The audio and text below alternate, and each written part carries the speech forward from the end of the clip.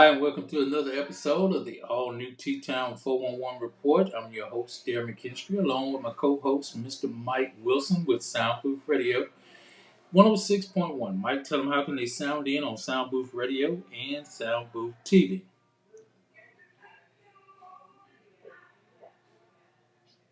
Mike, you there? Yeah. Yes, I am. Okay, tell them how can they sound in on Soundproof Radio and Soundproof TV. Sure thing, Daryl. Check us out on the radio side of Sound Booth Radio. Just go to your iOS or your Google Play Store. Download the Live 365 app. Once you download the Live 365 app, type in the search bar Sound Booth Radio 106.1. They get you on with us on the radio side of Sound Booth Radio. To check us out on the TV side, just go to Facebook, type in Sound Booth Radio 106.1, or you can go to YouTube, type in Sound Booth Radio 106.1. That'll get you on with us on YouTube. Mike, each and every week we bring good news to this community throughout the world, things that are going on in the community and COVID updates and all of that. And each and every Tuesday and Thursday, you can catch the TTown 411 report at 8 p.m. We have guests sometimes. And tonight we will be having a special guest coming on the program real shortly. But as She's always, actually on the phone now, Daryl. okay, we'll just place on hold. And as always, we do what we call a nightly prayer, where we try to pray for everyone that's on, who might be going through some trivia or going through some things. And we just ask the Lord for prayer for all the time. Those of you that are on the program with us, just bow your head for just a moment. Heavenly Father, thank you for this day. Thank you for all you do, all you've done and will do. Heavenly Father, we want to thank you for all your grace and mercy. We want to thank you for looking over us last night as we slumber and slept. Heavenly Father, right now we ask that you continue to watch over all our families, our friends. We ask that you continue to look over the ones that are in the hospital. We're asking that you continue to look over our doctors and nurses, all the essential workers. We're asking that you please continue to be with us through this time. Heavenly Father, we ask them right now in your Son Jesus Christ's name we pray. Amen. Amen. Amen. And here's our COVID update as always. Veronica brings us with the COVID update on July the 6th. They will release the new update, but the mask and visitation update will be found on the DCA system website. Per the New York Times of July the 4th, Alabama has a daily average of 1,665 cases and 3,337 new cases of COVID right now going on in Alabama alone. Veronica, how you doing? I'm good. How y'all doing? Good, Hey, good. Hey, Daryl. Hey, Mike. I want to thank you for providing us with the COVID update each and every week throughout the last couple of years. I really appreciate it, all you do and you have done, keeping our community involved with the medical side of themselves. We all need to keep up with, our health and making sure it's good. So we really appreciate you for that. Let me go ahead and read the disclaimer, as always. Copyright disclaimer under Section 107 of the Copyright Act of 1976. Allowance is made for fair use for purposes such as criticism, comment, news reporting, teaching, scholarship, education, and research. I also like to add the opinions expressed in the presentation are my personal opinions and must not be construed as representing the opinion of any institution which I am or have been affiliated in my professional life. So those of you that know me, I'm not representing any of the companies I work with or worked for in the past or the future. We just want to make sure everybody is doing great and, understand these are our personal opinions, not Veronica's, not Mike's, who they affiliated with in their professional lifestyles. These are our personal opinions. So we just want to make sure people understand that. We do have a guest on the program with us tonight, and got a great episode of a great play that's coming to town. Mike, go ahead and introduce our guest for tonight, Miss Shawna Moore, and let her tell herself about us. Tell us a little bit about herself.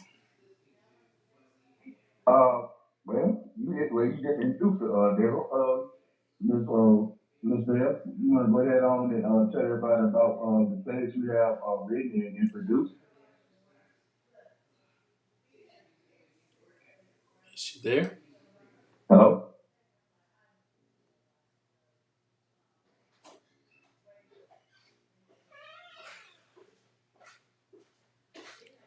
I don't know what Okay, I happened. tell you what. She was on the line here a second ago. Okay, I Yeah, tell you. she hung up. Okay, let's take a quick commercial break and we'll be right back. Just a quick one. We'll be right back. Okay. Get your event jumping with Caroline Shines and Impulse Band. Which Impulse show Band your has line been working? together for Yeah, she's over on my line. 7 years, and they haven't missed a beat yet. The band has and will play in various venues and doesn't mind traveling to you. That's all. Being led by Alabama Blues Hall of Famer herself, Mrs. Caroline Shine. Impulse has opened up for Bobby Rush, L.J. Eccles, Tank, Fantasia, Calvin Richardson, just to name a few. The Impulse Band will surely fit your need for entertainment. Dial 205-887-6859 or 205-887-5026. Or you can just email them at shinesbrightly@yahoo.com. Caroline Shines and Impulse, the band made just for you. Hello? Hey, Rick. I had to call you to tell you that the food that you brought to the party last night was wonderful. It made me think about my grandmother's cooking. Where did you get that food, brother? I went down to Thomas Rib Shack to pick up the ribs, but when I got there, I seen that they had more than just ribs. I seen baked chicken, fried chicken, corn muffins, vegetables, apple pie, peach pie, and I looked around and I seen a sign that told me that they got chitlins and oxtails on Sunday. Oh, all I can tell you, go down to 2931 15th Street or just give them a call like I did at area code 205-759-5010. Thomas Red Shack, Tuscaloosa, Alabama. We're back. We're back. We're back. We're back. We want to thank everybody for chiming in on the program. Mike is our guest here now. Nope, no. I tried to call her back, but I don't know if something might have came up or what. So Okay. we'll give her a chance to give us a call back.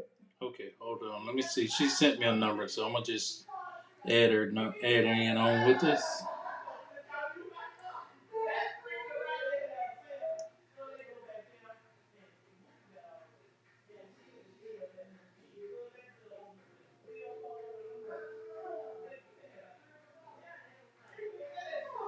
Hello? Hey, Miss Moore. Hey, this is me, yes. Okay. Hold on one second. Let me merge her on right quick. Oh, Okay, Mike. We have Miss Moore on with us. How you doing, Miss Moore? hey, I'm doing great. How are you all? Great. Great. I'm Great. doing great. Great. Thank you. Thank Yeah, you. how are you? I'm great, thank you. Well, we're talking about we're letting you introduce yourself and tell people a little about the upcoming play that's coming up. Okay, well, my name, like you said, my name is Shawna Moore. I am a playwright. I'm currently working on my 12th production. This play is going to be, it's called My Black is Blue, and it's about a black police officer in a blue uniform trying to bridge the gap between the good guys and the bad guys. So, in lieu of everything that's going on in the world right now, I felt like it was most appropriate for us to have a conversation, to do something to bring awareness to what we've been seeing for the last I don't know how long. So I am very excited about it. Well, it sounds to be a very interesting play. When you called me, and at first when you said, "Hey, I'm doing a play about a police officer," I said, "Oh man, she want me to be in a play, in a stage play." I said that might be right down my alley, but you already got it together. Oh no, I still got a role for you now if you ready to get on the stage.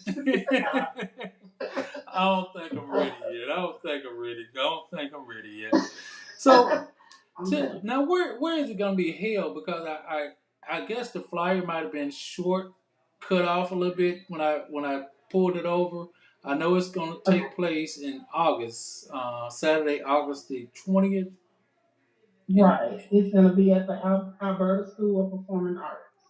great, because I didn't see it on there. Okay, and I see you have advanced tickets at $15, and you have a 2 o'clock show and a 7 p.m. show. That's correct. That is correct. Okay. And like I said, it's gonna be a phenomenal show, and it's really gonna, every time I write a play, I really like to talk about things that we as a people like to sweep under the rug, things that we normally don't talk about. Like I've dealt with mental illness, drug abuse, just verbal abuse when it's the woman that's verbally abusing her husband. So this time I wanted to really dig in deep and ever since what happened with George Floyd, that just hurt us as a people. And we're still hurting from that. Right. And I wanted to just, really get down deep and talk about it. And it's a black police officer trying to do his very best to make it right. Because his people, the neighborhood, the community are depending on him to be the bridge, to be the peacemaker, to make everything better. And that's a lot of pressure on a young black man. It is. It is. But he gets in there. I mean, this the guy that's playing the role. He's a newcomer.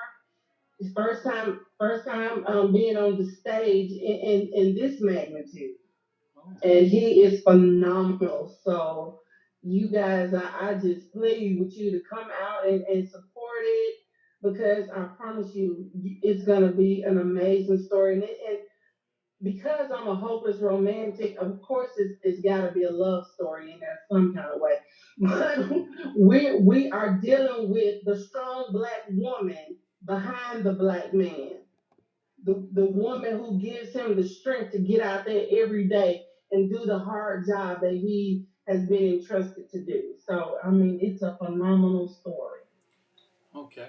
Uh, Honest Dripping asking where the play going to be. It's going to be held at the Alberta School of Performing Arts on August the Correct. 20th. And let me put the flyer up there again where they can make sure they see it. And where can they get advanced tickets at, or is it? They Go ahead.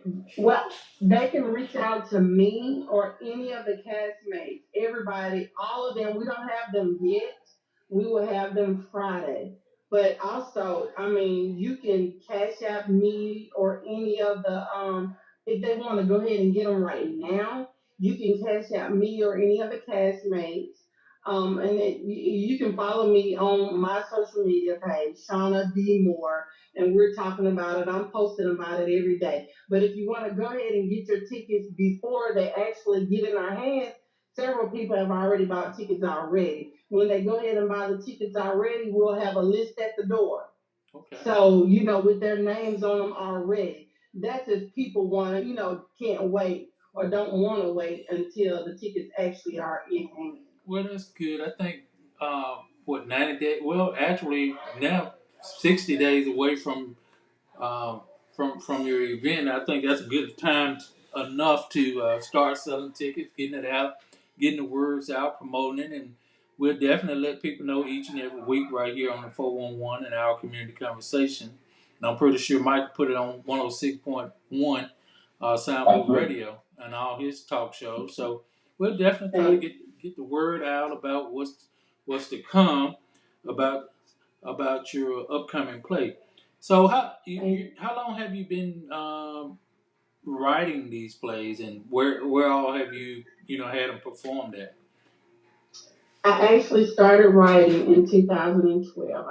I did my first play in 2012, and I've actually had I think it's been like six of them. I did them right there at Central High School, right in the heart of town. I did two of them at the University of Alabama, and I did three. I think it's three at Stillman. So right here in the city, we did one play in 2020, right when COVID got really really bad. It was called Stop the Noise, and it was about the fight to end bullying. We did those. We did one at Central Elementary. We did some in Hale County. We got to go inside the schools and talk about stopping the fight to Mm-hmm. stop bullying, because a lot of times people don't take it serious enough. Right. You can't just not address it. It's like if your child is coming home, if you see the signs, it's real, and it's time for us to wake up and pay attention as parents. Because anyway, and I could be talking about that all day, but yes, we did that one in 2018. We got the opportunity to go inside the school systems and do it so the kids could be, so because it's not for the kids, it's for the parents as well, because we talked about different signs and things that they need to pay attention to, so that you will recognize that if your child is being bullied. So yeah, but the way that I started writing, I love to tell the story. One of my friends, who I consider a mentor, he asked me one day, "What is the one thing that you could do all day, from the time you get up to the time you go to bed, without getting paid?" So the only thing that I could think of, and I said it without hesitation, is writing. And I've been doing it ever since. I've been going ever since. I love it. I absolutely love to tell a story, and I love to talk about things, like I said, taboo topics that people usually try to sweep under the rug. I love to bring that to the forefront, Well, somebody, because I want my work to touch somebody, because it's a ministry for me. it's amazing that you keep bringing up something that we talk about all the time, and those are things that people don't want us to bring to the forefront. It's like the elephant in the room. When you start talking about why not everyone voting, why I got an interesting topic, Mike, that we're going to talk about on Thursday. Matter of fact, and I'm not going to go ahead and say it yet, but it's things that need to be brought to the forefront, and must be talked about. I mean, later on tonight, it just so happened your your your um your play is about My Black is Blue, but Mhm. at the same time, we've had three incidents that took place over this holiday weekend. We've had police killed.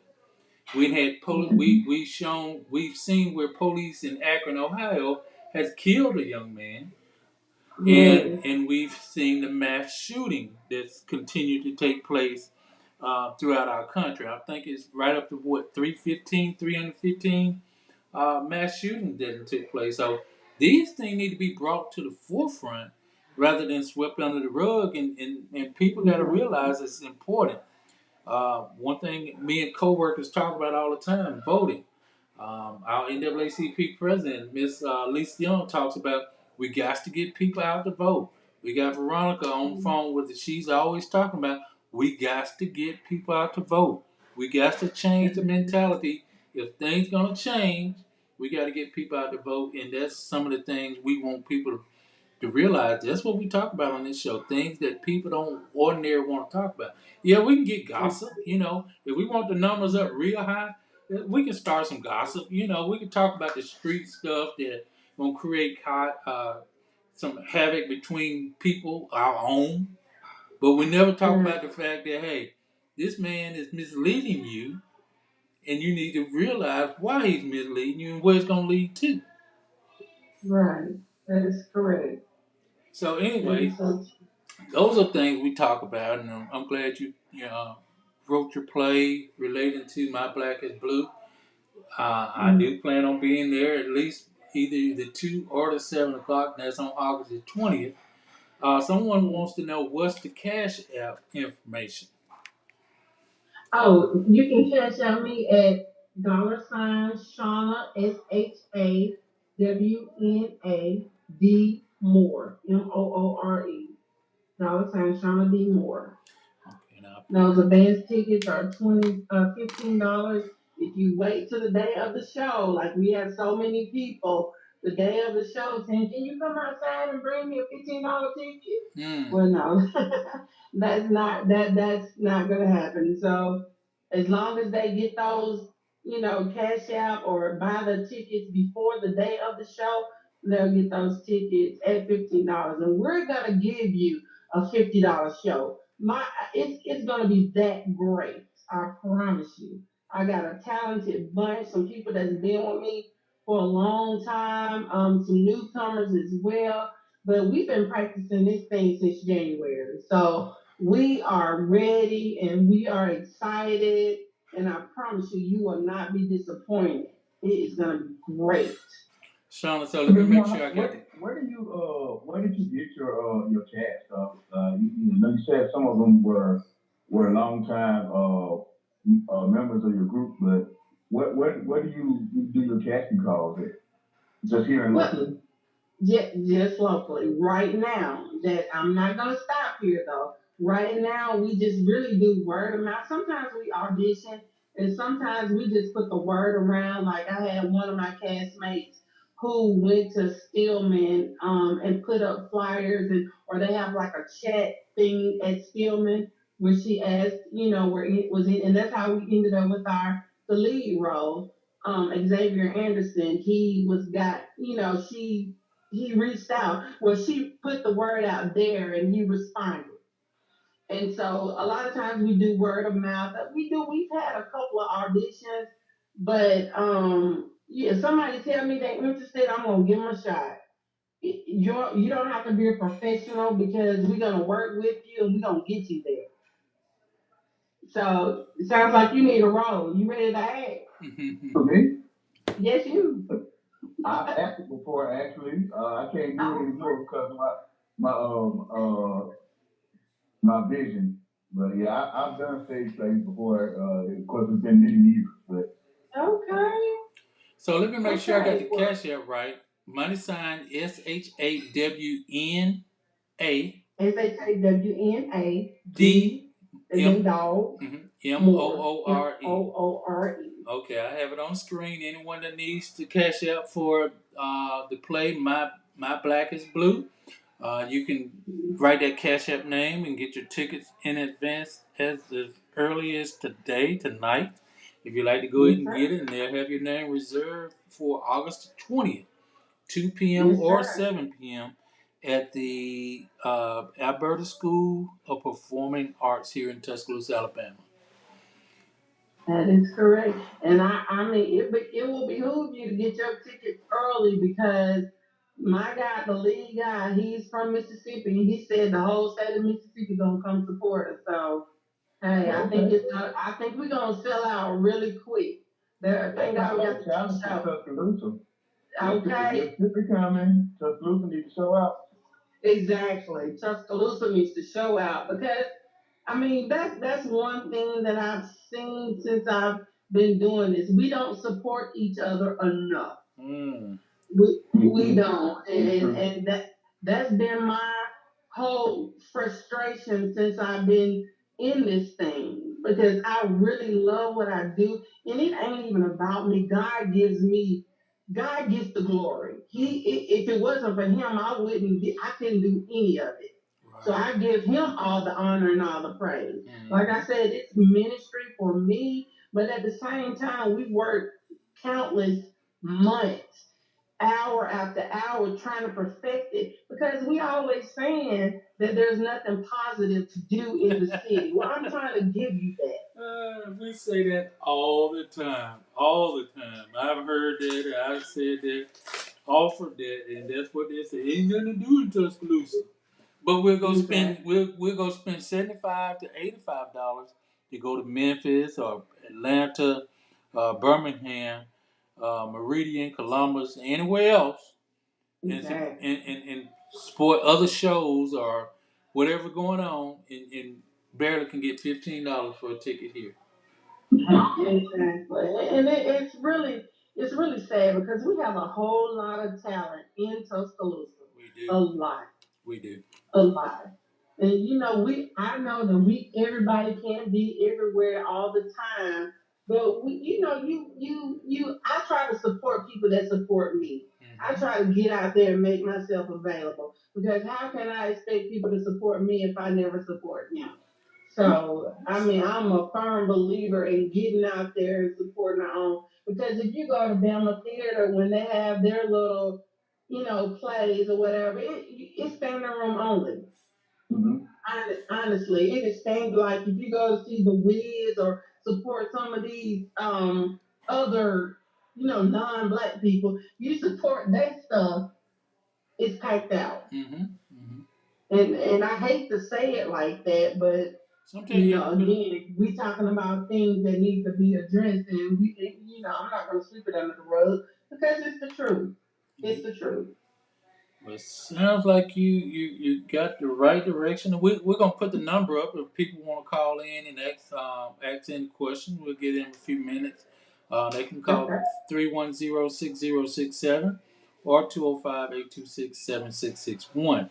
Preferably call 310-6067 to get in contact with us here. And that way Mike can automatically put you on without me have to switch over right quick. So the cast members you're saying of this particular play, they are all local, other than Mr. Anderson. He's from Mississippi. Yeah, he's from Mississippi, but he's a student at Stillman. He lives here. Okay, okay. And And the reason I right. was getting to that, the reason I was getting to that point is, who is the cast members that people would know to get the tickets from other than yourself? Do you have a physical location that people can say, hey, go to Thomas Barbecue or Eventbrite or any other location or any other platform that they can get tickets from? I do not, but I need to have a location, a centralized location where I can do that. Let me work on that and I will get the word out. I can find a spot where people can actually come. But some of the castmates are Stavetta Temple. I know everybody knows Stavetta Temple. She's Yeah, well known in the city. yeah, she comes on the Um, program sometimes. Sure do. right. I got Deandra Ash. She's in the cast. Okay. That's Carrie. April Watson, she's in the cast. Okay. Maybe I can give her some. She works at Piggly Wiggly, so Right, right. on that side of town.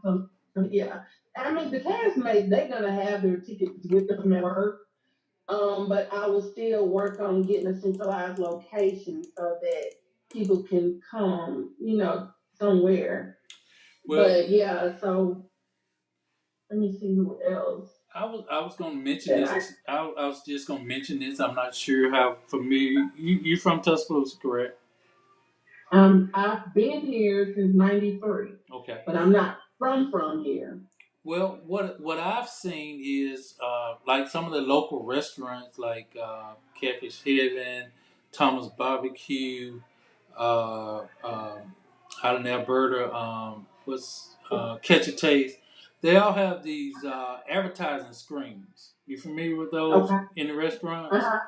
And Yes. and I they are effective because I went to one of the restaurants, seen someone advertising something that I was interested in or I needed, and called them. And they plan it Okay. every day, every week. You know what I'm saying? All day, every day while they're open. So Okay. I don't think it's really that expensive, but it's worth Okay. looking into. In that way, you can share. Get more people to see it at other locations too. Okay. Definitely. I will definitely look at. I appreciate that tip. Thank you. Yes, ma'am. Yes, ma'am. Anything to get the word out, let people know. And you probably like me, and I have many ideas and businesses, but it's only so much you can do to uh, let people know or inform people because our budget is short on for as advertisement or radio, and of course everybody know radio is expensive, TV more expensive, but uh, Facebook, Twitter, Instagram, all those things work well. And I've seen Mhm. those type shows to actually sell out some events. You just have to advertise. But how can I say advertise on the radio also? Mhm. People would love to. I know I would. It's Right. just so expensive. $25 a spot. You know, that's just on the low end. Yeah. Right. You Well, no, absolutely right. the low end is actually 15, but depending on what station. But yeah, like you saying, you get into the radio spot, and then whether or not it's going to be a prime time spot when majority of people listening and so forth and so on. Um, but if you have like if all your castmates are enthusiastic about them being in this play and they want people to come out and see them in this play, and they actually first each and every one of them have a Facebook, Instagram, or some of them probably TikTok and everything. So if that's the case, then if everybody's doing that, you should have a nice turnout. Right. Yeah, well, I mean, I try to post something. At this point, I'm trying to post every day flyers and just so it can stay fresh on people's mind. And that's exactly what I want to do. And everybody that has, most of the people that come to my place come to have been to every last one of them, and they love it. I mean, they absolutely love it because I mean it's so entertaining because like we cater to every emotion imaginable. You're gonna laugh so hard, you're gonna cry super hard, and then you're gonna get mad, and then you're gonna have a hallelujah good time. We're gonna evoke every one of those emotions in this play. So you're definitely gonna be entertained. It is gonna be. I mean, Tyler Perry ain't got nothing on Shawna D Moore. And I'm not tooting my own horn, but I'm just saying it's really, really good. Okay. I can do anything without God. I'm telling you, without this wonderful cast, hey, I couldn't make it happen. But they made a writer's dream come true. You know what I'm saying? They're just that good. So I'm very, very excited. Jerome Pruitt, he's another one. Melissa Brady, they all are part of the cast. They all will have tickets. Okay. Well, Ms. Moore, we appreciate you coming on the program and sharing about the Yes, sir. upcoming play in August the 20th, the upcoming play, My Black is Blue, Saturday, August the Okay. 20th at 2 p.m. and 7 p.m. at the Alberta School of Performing Arts here in Tuscaloosa, Alabama. And this is written, directed, and produced by Ms. Shawna D. Moore, um, Shauna D. Moore. Shauna D. I Moore, mean, Shauna D. Moore. Shauna D. Moore here in Thank Tuscaloosa. you. And advanced tickets are only $15. And you can also cash app her at money sign SHAWNA D Moore MOORE for your advance ticket. So we'll let people continue to let them know. Betty Hawkins said Jerome is her brother, so look like she will be there. Sound like. yeah. All right. That's great. That is awesome. Well, we thank you. We appreciate it. Tina Sanders says she already got her 2 orders in already. She did. Thank you so much, Tina. I really do appreciate it. I just got that ding. Thank you, thank you, thank you. And you'll be Thank getting you. it from us shortly Thank too. you. Hey, Darryl, we do have our other guests on the line as well. Okay, well, Ms. Moore, we thank you. We got another guest gonna come in telling Okay. about a upcoming event that's taking place, and you can hang on if you like. And we're talking about financial literacy. So we got our next guest, Mr. Uh, Reginald Turner. Reginald Turner. Help me out. Go ahead and Yes, talk to sir. us, Mr. Turner. How you doing, sir? I'm doing great, sir. How you doing today? Good, good, good. We're talking Good. about you called me earlier, and I do have your flyer, and I won't be able to post it right this minute, but we will get it up and on the next show for Thursday, and we'll tell people about it. Tell us about the upcoming How to Get a Financial Makeover. Yes, the name of the company I'm with is called MWR Financial, and that stands for Making Wealth Real. And we give people a complete financial makeover. I'm sure everybody kind of familiar with a makeover, you come in looking one way and then you go out looking better. And so that's what we do, and giving the people a financial makeover, helping to get their credit score up, helping to eliminate debt, helping to outplace inflation, increase their cash flow, show them how to invest their money. Because you know today, a lot of people will drown in debt, and you can see how the prices of gas is just skyrocketing, groceries, everything is just going up. But our paycheck is staying the same. And so we show people how to increase their cash flow and how to outpace inflation and how to win at the money game. And it's going to take place. Tell us a little bit more where it's going to take place and when. Yes, it will take place July the 16th at 10:30 at the Northport Community Center. Okay, that's in Northport. Okay. Yes, we have our keynote speaker will be Dr. Sean T. Hill, who will be coming in from Columbus, Georgia. He knows 100% about the business, and anyone that want to get out of debt and win at the money game, they need to be there July the 16th at 10:30. Is it 10 or 10:30? 10:30. We're gonna start at 10:30. Okay, The doors will open at 10. okay. Just want to make sure. Um, Is there a cost for the event? No, sir. It is absolutely free. That ain't something you can't beat with a stick now. They're gonna teach you how to manage your money and invest, give you a financial makeover, and it don't cost you anything. It's a learning opportunity that we all need to have. So it's something that we need to take advantage of.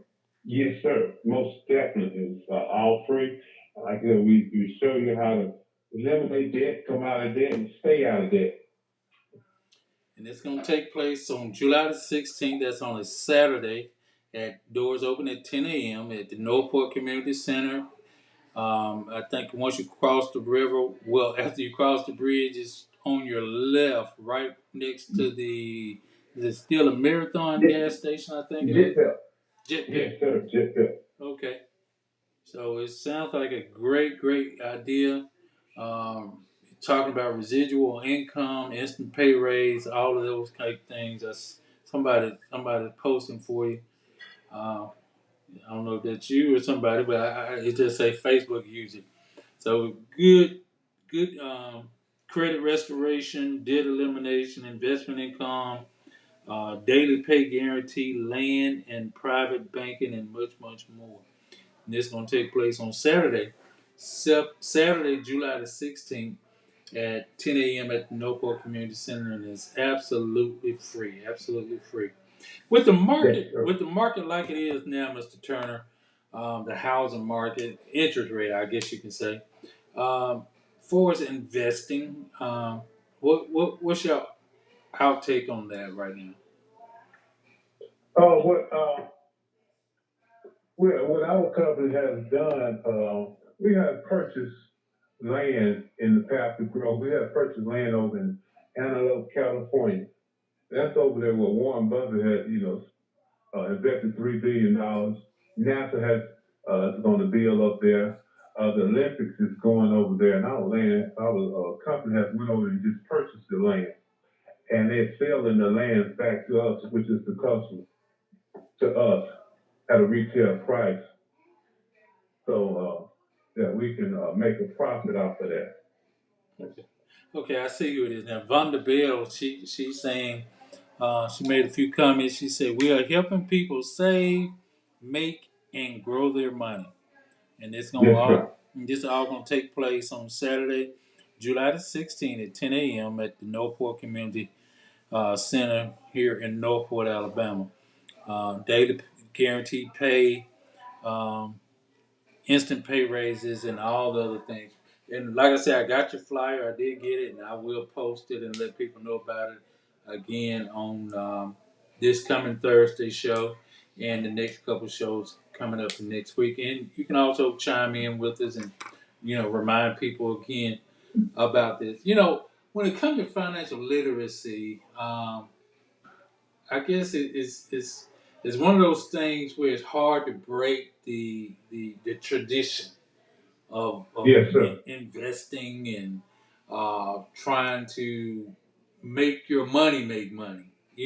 Right, Uh, right. and I think it'll be a good opportunity for people. I see somebody want to ask a question. You can call either number 310-6067 or the 826-7661 and ask a question if you will. Hey, I would like to commend you also for having this on a Saturday in the morning because a lot of times they have a financial literacy program.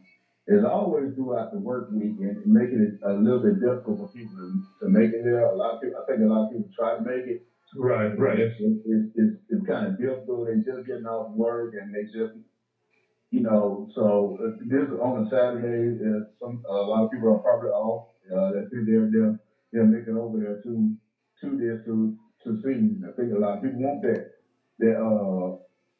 that financial freedom. And that's what everybody about is looking for. That's true. That's true. Like I said, we wanted to have it on a Saturday so where people can be off. And we're not gonna hold there all day. I think the presentation probably gonna last no more than probably about 35 to 45 minutes.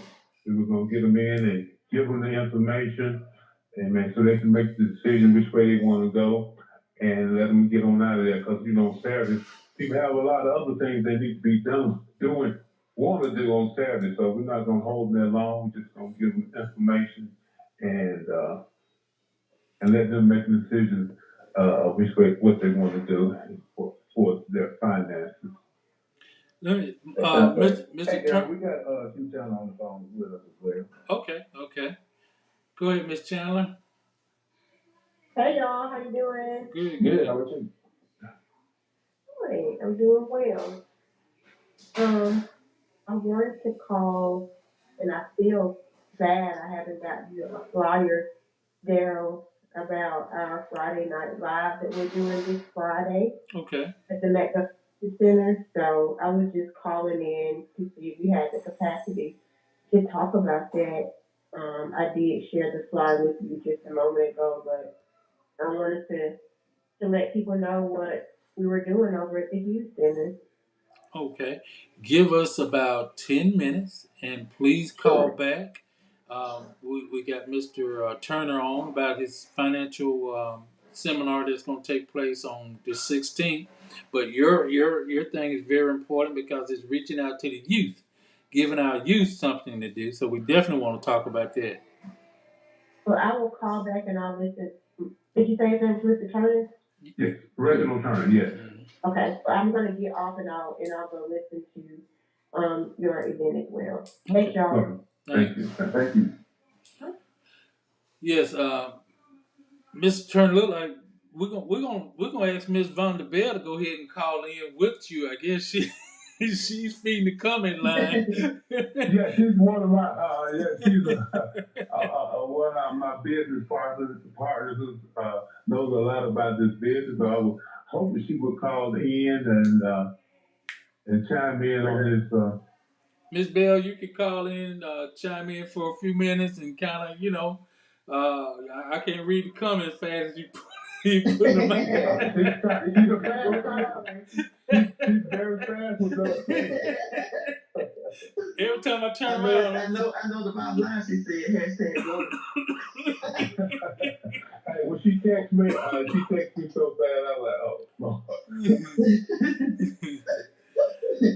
But yeah, if she wants to, she can join the conversation right quick while we're talking about this financial seminar that's going to take place on Saturday, July the 16th, 10 a.m. Hey, Daryl. Okay. She called as fast as she typed. Okay. On the phone with us. How you doing? I'm fine. How are you? Great. You're doing great. I couldn't speak fast enough as you were typing the comments each time, so I said, well, just join the conversation and tell us a little bit more. I get excited about this thing. I was going to call early, but I think you guys wanted to talk to the lady who actually wrote the play. Yeah, mm-hmm. Well, go ahead, talk to us. I think this is very important. We Just have. excited about everything Mr. Turner said earlier. Mm-hmm. You know, we have a thing called 4321. We have families with their taxes, debt, and expenses. Not only that, we get to increase their cash flow, their credit score, and their assets. So he told you guys just about everything I want to say. Just want to say thank you for this opportunity. I think COVID-19 has taught us that we need more than what one stream of income. Mm-hmm. Yeah. So this business has changed my life as a single mom. I've been teaching for 22 years. I was drowning in debt. Thanks to this company, I paid out $25,000 worth of debt within the last year and a half. Cool. I only have my mortgage and my car payments left. I'm paying my car off in 2 weeks. Purchased my home 5 years ago. But the experts have a plan for me to be debt free in 11 years, so they basically shaved 15 years off my mortgage. Yes. One thing Reginald did not mention, but he's one of our top leaders in the company, we also have bill shredders. Like my monthly bills, my cell phone, and my cable bills have been reduced. Other states reduce all their utility bills, but Alabama does not. This business has been self-funded. I wake up, my money's having babies, and I love it. You know, but we've always been afraid to take a risk on us. Mm-hmm. You know, we've been building some of the dreams forever. We step out there, and you know, we say we want to by faith, but really, we're still clocking in on these other people's jobs, building their dreams, and leaving our dreams by the wayside. MWR Financial has allowed me to live a dream, leave my son's residual income, and create generational wealth. So we're going to be in Vegas September 16th through the 18th, and I'd love you guys to join. And hopefully I'll meet you next Saturday too at 10 a.m. I'll be there early. Okay. 16th, No. 10 a.m. Northport Civic Center. I don't know how much you paid for that plug, but that was a good one. Hey, I paid for a plug. I'll come to you guys and pay for a plug. But thank And you guys for allowing me to tell you about I'm not talking about. I'm talking about you being paid for the plug because you summed it up. I did. Yes, sir. Yes, sir. He did. I thank God for you because Rachel texted me earlier today about this, and I thought, Rachel, are you serious? So kudos to my team, Reginald Turner, Mrs. Victoria Turner as well, and you guys for allowing us to get the word out in TTown. Well, no problem. We appreciate and y'all we'll see you calling next Saturday. and sharing it with us. Yes, ma'am. Thank you. Okay. All right. Bye-bye. Thank you. Mr. Turner, like I said, I got your flyer and I will be posting it on my page and letting people know about it. And like I said, again, we'll talk about it again on Thursday. Please call that Thursday. And I mentioned that makes sure the people is remembering that it's not happening this Saturday. It's going to be next Saturday. That's correct. And you can call in just to I don't care how many times you talk and tell somebody about it. We're on Tuesday and Thursday. So every Tuesday and Thursday, you can call in and say, hey, y'all don't forget about coming out here on Saturday. Yes, sir. Learn how to make this money next day. That's one of the best things it is to me. Be fruitful and multiply. That's what they say. So that's true. And if my money is being fruitful and multiplying, well, I think everybody has. That's true. That's true. And I just appreciate. I thank y'all for letting us come on and tell about our event. I just really appreciate it, and I just want to let y'all know y'all doing a wonderful job and keep up the good work. Don't stop. Well, we appreciate you, sir. Appreciate it. Thank you very much. All right, y'all have a blessed evening. You too. You do the same. Thank you. Thank you. Good night. Once again, we're got another event that's coming in. Another caller, Q Chandler. She's telling us about the good news. She actually still on the phone, girl. So if she wanted to go ahead on and start talking. Okay. Miss Shawna. She's talking about Friday Night Live here at the McDonough Hughes Center. Starting, well, is she there? I got her still on the line, but she's not saying anything. So okay, she'll come back in a second. She might have me on hold. Yes, a lot of times we always talk about the juveniles having nothing to do, nowhere to go, and it's summertime. Let's remember, everybody ain't able to go to Six Flags. Everybody ain't able to go to Disney World or Universal Studios or just even a trip out of the city of Tuscaloosa. And That is so correct. I find it that we have to do exactly what Miss Chandler is about to talk about is make opportunities available for the youth to participate in so many events, and I think that'll be great. It's it's like what we always say. We never know how it's going to work if we don't put the effort to offer it to them. Just like just like the rally, just like Juneteenth. If we don't offer it, the people might not even know they can have it, or can participate. And the youth rally, the Juneteenth event, now this event that's coming up, I see more and more people, Mike, just trying more and more and more to make things happen to cut down on all this unnecessary crime or murders or killings or shooting. And that's what we have to do. The village is stepping up. I see the village is stepping up more and more, even the But churches. Daryl, when we first started talking about doing all these things, it was said that when you take the first step, it's the easiest part. Mm-hmm. Once you take the first step, then the next step is easier, and the next step after that is easier than that. We started off with a stop violence rally. And then they did another gun rally, like not even a month after that, and then not even a few weeks after that, there was the Juneteenth celebration. Mm-hmm. So, I'm saying that was 3 events. Well, actually, there was other events that were in the middle of all of that too. So we just having stuff to do throughout the whole entire summer. The biggest problem we have now is making sure everybody's informed about them all. Yes. And yes. and we're gonna do our best to make sure everybody's informed so that they can go to these events, because so they can go. Like just what we just talked about the financial literacy event. Of course, they had one. The NAACP had one. Mm-hmm. During the June celebration. This is another one. You can't have too much information on how to be financially stable. You get that right. You get that right. And Mike, I just want to add to what you're saying, especially about the Juneteenth. I mean, about the financial literacy. We have to continue to offer this education, just like we want to continue to educate people more about voter registration and voter rights and things of that nature. We have to continue to talk about it and implement. Talk about and implement. Regardless if it's 10 people or 500, long as it happens, And that's what I keep telling folks. I mean, is if we don't try it, then we don't know it won't work.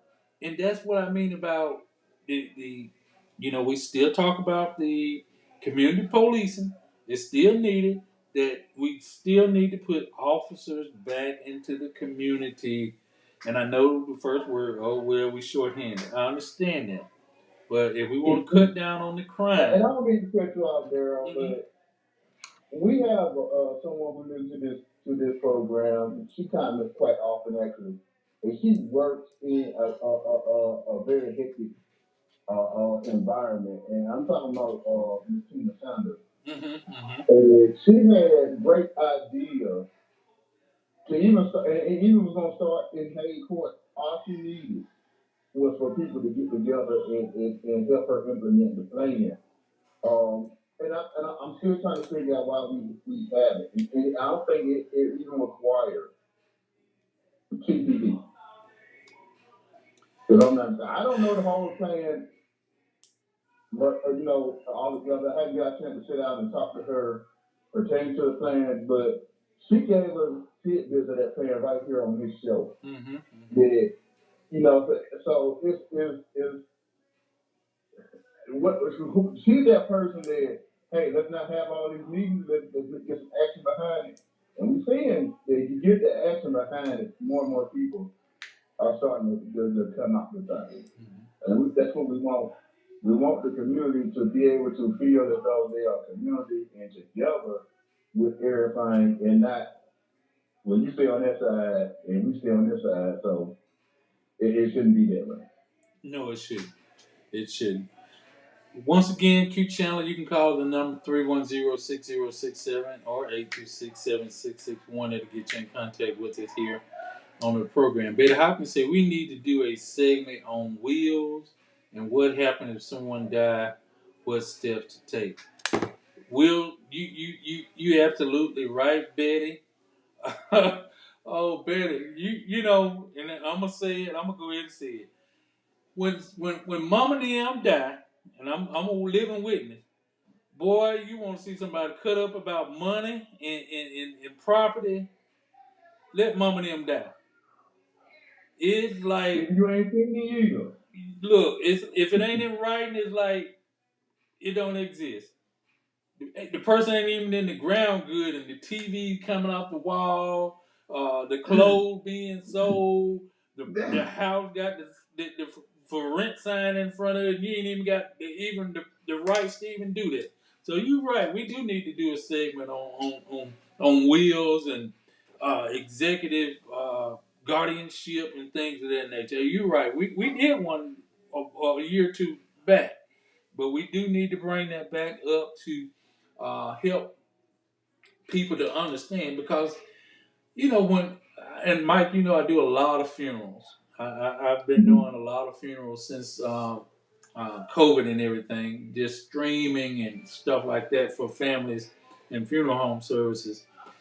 What I've learned is people are still deeply hurting, I guess you can say, going through that bereavement stage, and far as any legalities, it's like it don't you're too blurred. That kind of stuff don't kick in. Like money in the bank. Well, that's what they call at that point what um, our property and things of that nature. We got to get in. We got to teach our people about what to do and what not to do. Trust funds and all that, and how many days you got to file for what they call it. You got me, Betty. I'm up a can of worms right now. But we'll have somebody on there with us. Tony Knox said the importance of having enough life insurance. Yes, everybody. Hey, guys, these are excellent shows, and we've done them, and it's time to redo them again. You're absolutely right. You're absolutely right. Insurance, how to get life insurance, what's the best type of insurance, and I say make sure you got insurance. Period. Now, what's the best is every individual is different, and here's why I say that. I was talking to my son and my daughters. They're in their 20s, early 30s. I said, they have what they call term life insurance, which at some point, what you're saying in the next 20 years, will you die or not die? Okay? But what you're looking at, and when I was a police officer, I did that. I really did. I invested in a $500,000 and $1 million term life insurance policy because you never know what happens. When you're in law enforcement, you're in what I call a high risk opportunity of being possibly killed. You never know what might happen. But I invested that away for as a 20-year term policy, and guess what? I'm still here. I now converted over to a whole life policy because I got older. That policy for 20 years was like 30, 40, $50, something like that at that time. So I was planning for the future of my family just in case something did happen to me. And I can do that same thing now, but of course it costs more money to say a $500,000 insurance. Thank God I'm in good health. But if I wanted a $500,000 insurance policy, it wouldn't be $40, $50. Now we're talking $150, $200. You see what I'm saying? But those are things that we need to get back talking to and having people to come on the program and explain about different insurance, medical ideas, keeping good health. You know, we talked about Mike. I think you and Mr. Kyle Porter had talked about one time for us.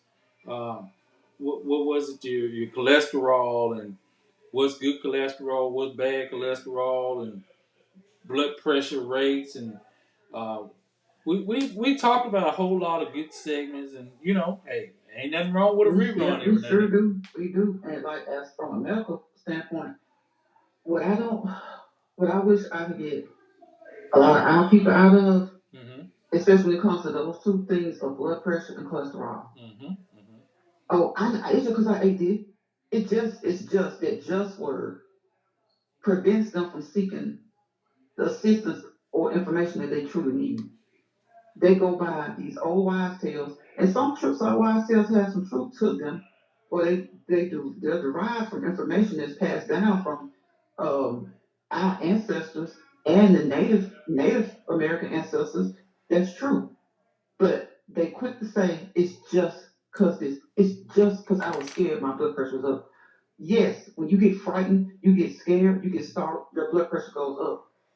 But it just every time I go in the doctor's office, okay, and there's a such thing as white coat blood pressure. It increases when you see a white coat, a nurse, a doctor. But if your blood pressure is consistently elevated, being 20 over 80, you need to, some doctors will put you on blood pressure medicine then, but some still won't, and they'll watch it because you don't want to medicate things that don't necessarily need medication. But when you start getting to the point where your blood pressure is over 140 over 90, a lot, and honestly, the 120 over 80 to 140 over 90 is pre-hypertensive. If it's that consistently. And I know sometimes things like age will determine if a doctor wants to put you on medicine. He's not just going to throw you on medicine because your blood pressure is 130 over 72. If it's between 120 and 138, every time you go in, the bottom number is 70 to 85, something like that. He may not just throw you on medicine, but it depends on the doctors because some doctors do treat it when it's free. But that's just something I do want to say to anybody that's listening. When your family, your friends tell you, stop saying it's just all the time. If you check your blood pressure, and some people that don't want to check because they don't want to know. If you check your blood pressure on a consistent basis, and I think anybody over the age of 30 should check their blood pressure at least once a week. At least once a month. At least once a month. So that you'll know. Like you don't want to take it and then say you go to the doctor, God forbid, and it's extremely high. You really don't know how long it's been that way. But if you've at least taken it one time a month, and usually if you go to your doctor at least once a year, he's gonna probably draw cholesterol. So that you'll know what your HDL, good cholesterol, LDL, bad cholesterol, triglycerides, fat in the blood is. So, but I just don't like hearing our people say, it's just, I was scared. It's just because, check it consistently so that you'll know if it's just because of that. Or if it's, you know, that your blood pressure is high and it needs to be seen about. But so many people do. It's something about high blood pressure. If you look at the statistics, it runs high. And it's not just in black people. But it seems like to me what I've seen is black people love to say it was just this. I don't think it used to be that. It's just this. Mm-hmm, mm-hmm. You know, we got Tony. Be proactive. You're right. Then react. We do have two other callers on the phone. We got Miss Q Chandler and Miss Lisa Jones. Okay. Before they say something, let me just go ahead and invite Tony Knox. She said she worked for an insurance agency, and hey, Tony, you're one of us, so we'll be glad for you to participate in being a guest and explaining insurance to our people. So if you'd like to inbox me or Mike after the show or even during the show, and let us know when you are your agency willing to come on and talk, and we'll be glad to have you on as a guest on probably the next week or two. So I mean, Thursday we already got something planned for a show, but in the upcoming week, it's wide open waiting for you. Lisa, how you doing? I'm good. How y'all doing? Okay. Doing good. I was listening to Miss Veronica talk about high blood pressure, and I suffer with chronic high blood pressure. And it started. I didn't understand the connection between high blood pressure, renal failure, and all that. And so it really is good advice. I've had to learn that I have to manage my blood pressure and my stressors to try to help with my blood pressure. And one of the excuses that I use, I still use it, so I'm not gonna say that I used to use. My blood pressure medicine comes with a diuretic, and um, and where my office was situated at the time when I first started taking it, it was a long way from the bathroom. So I chose not to take my high blood pressure medicine because I was scared that I wasn't gonna make it to the bathroom in time. And that was just, I ended up in the hospital behind that. So, if you're prescribed high blood pressure medicine, take your high blood pressure medicine. And, and try to do Right. I hate to hear those. I hate to hear those reasons to not take something, especially amongst people who know that they're not going to at least increase their activity, increase their exercise, get 30 minutes of cardio per day, do stress relieving tactics, yoga, meditation, especially on people who are not going to exercise and they know that they're not going to exercise. So I'm like, well, because even if you do those things, if it's hereditary or maybe nobody in your family has it, it may start with that person. You have to do something. And sometimes a lot of people, like you said, Lisa, they don't want to take the diuretic because of where they're located. I know some people who have taught or substitute teachers or whoever, they say, well, I don't want to keep going to the restroom. But then they don't take it like later because they don't want to keep going to the restroom overnight at home. So, sometimes people, as long as it's okay with the doctor, depending on diuretic, they kind of take it, if they do a day shift job, kind of take it that evening. So they're still up for like another 7 hours or so before going to bed, and hopefully that stops the overnight getting up, and it cuts down on the daytime going back and forth to the bathroom. So it's just ways that you can kind of people can kind of deal with it instead of just saying, well, it's just this and it's just that, and then some people don't take it. One thing I had to learn that I had to allow my body to adjust. Right. Never gave my body a chance to adjust. I just stopped taking it. Yeah. Because it's a medicine, so it's a chemical. And that's the one thing, the reason why people don't like to take medicines. But sometimes when you have to take them, you have to take them, and your body does have to adjust to the chemicals. Sometimes some of them may cause puffiness, swelling, but once your body gets adapted to it, those kind of reside. Now, if it's something that doesn't, you contact your doctor and let them know, and maybe needs to change dosage, maybe change type of medicine, different type of blood pressure medicine, or whatever you need to do. Sometimes you may have to do 2 pills, and let's see, that's what a lot of times people don't want to say. Well, he gave me this one, and I went back and he said he gave me this one and this one, so that's why it keeps a lot of people from going back. But I mean, everybody gets it. Nobody wants to take medicine. Nobody. And a lot of times that's the reason a lot of people won't. Veronica, we got Miss Chandler back on. Okay, Miss Chandler, go ahead and tell us about what's coming up this coming weekend. Hey everybody, how y'all doing? Good. All right. Okay. Hey, how you doing? Doing well, thanks.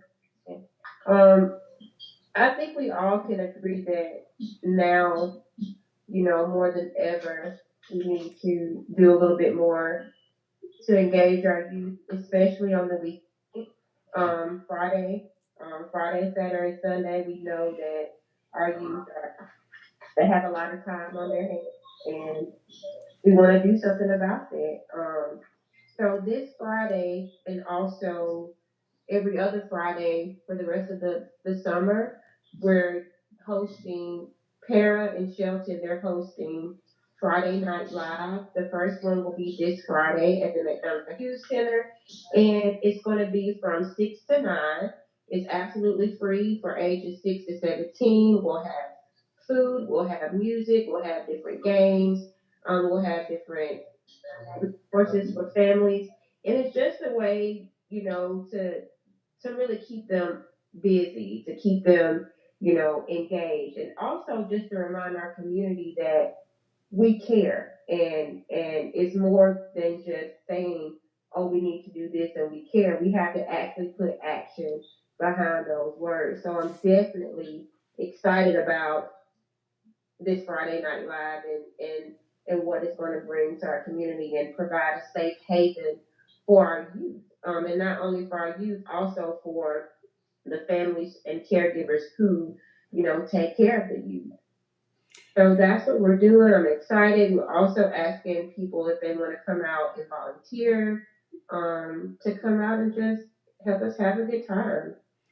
Q, I'm so proud of you all putting this together, and we're gonna have to get Mr. Eatman on the program with us real soon. Yes. Um, a lot of good things that are going on through Shelton State.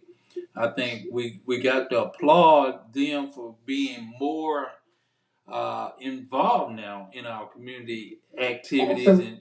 and I want to applaud Mr. Eatman for his promotion. Mr. Eatman, and those of you who don't know, Mr. Joe Eatman, he was the basketball coach of the Shelton State Community College, and won several games. Won, a very successful winning basketball coach.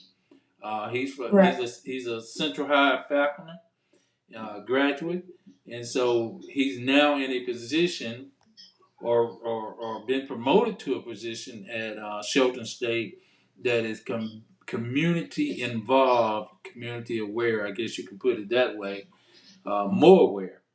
And Right. I want to applaud him, and hopefully you're working with him. Sound like you're working with him, so that's even better that we have. Well, yeah.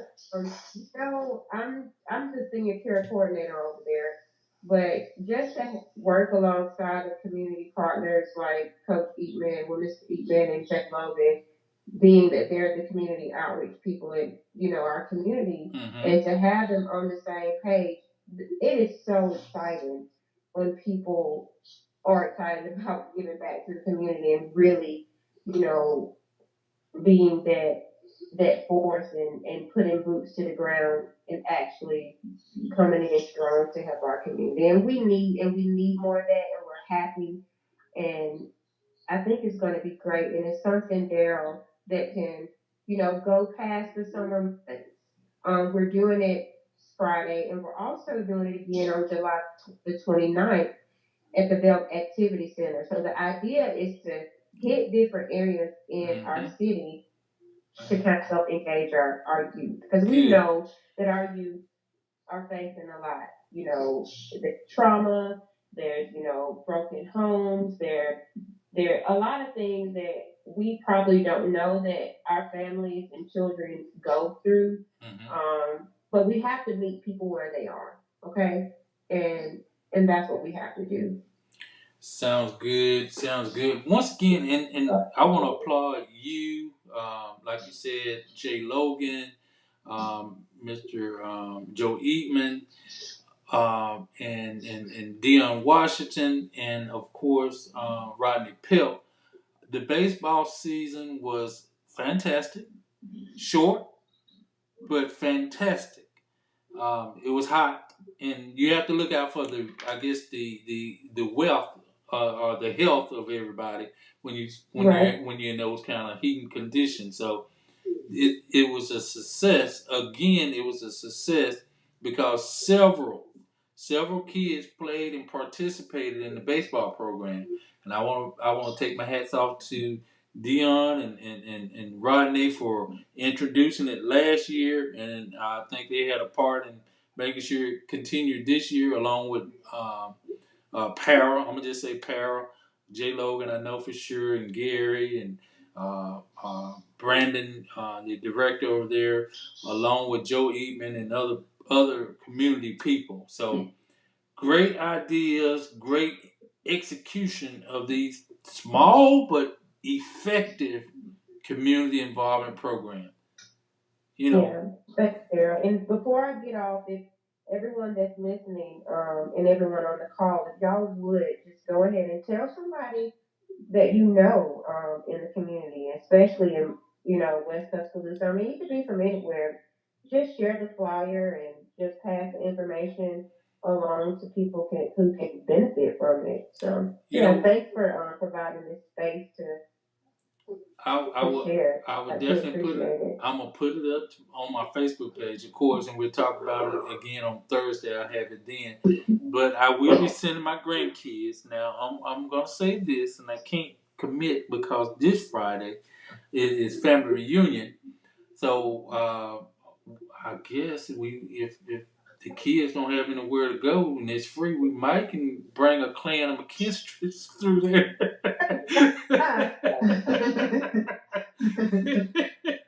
A clan of McKinstries from all over. Give them something to do. Hey.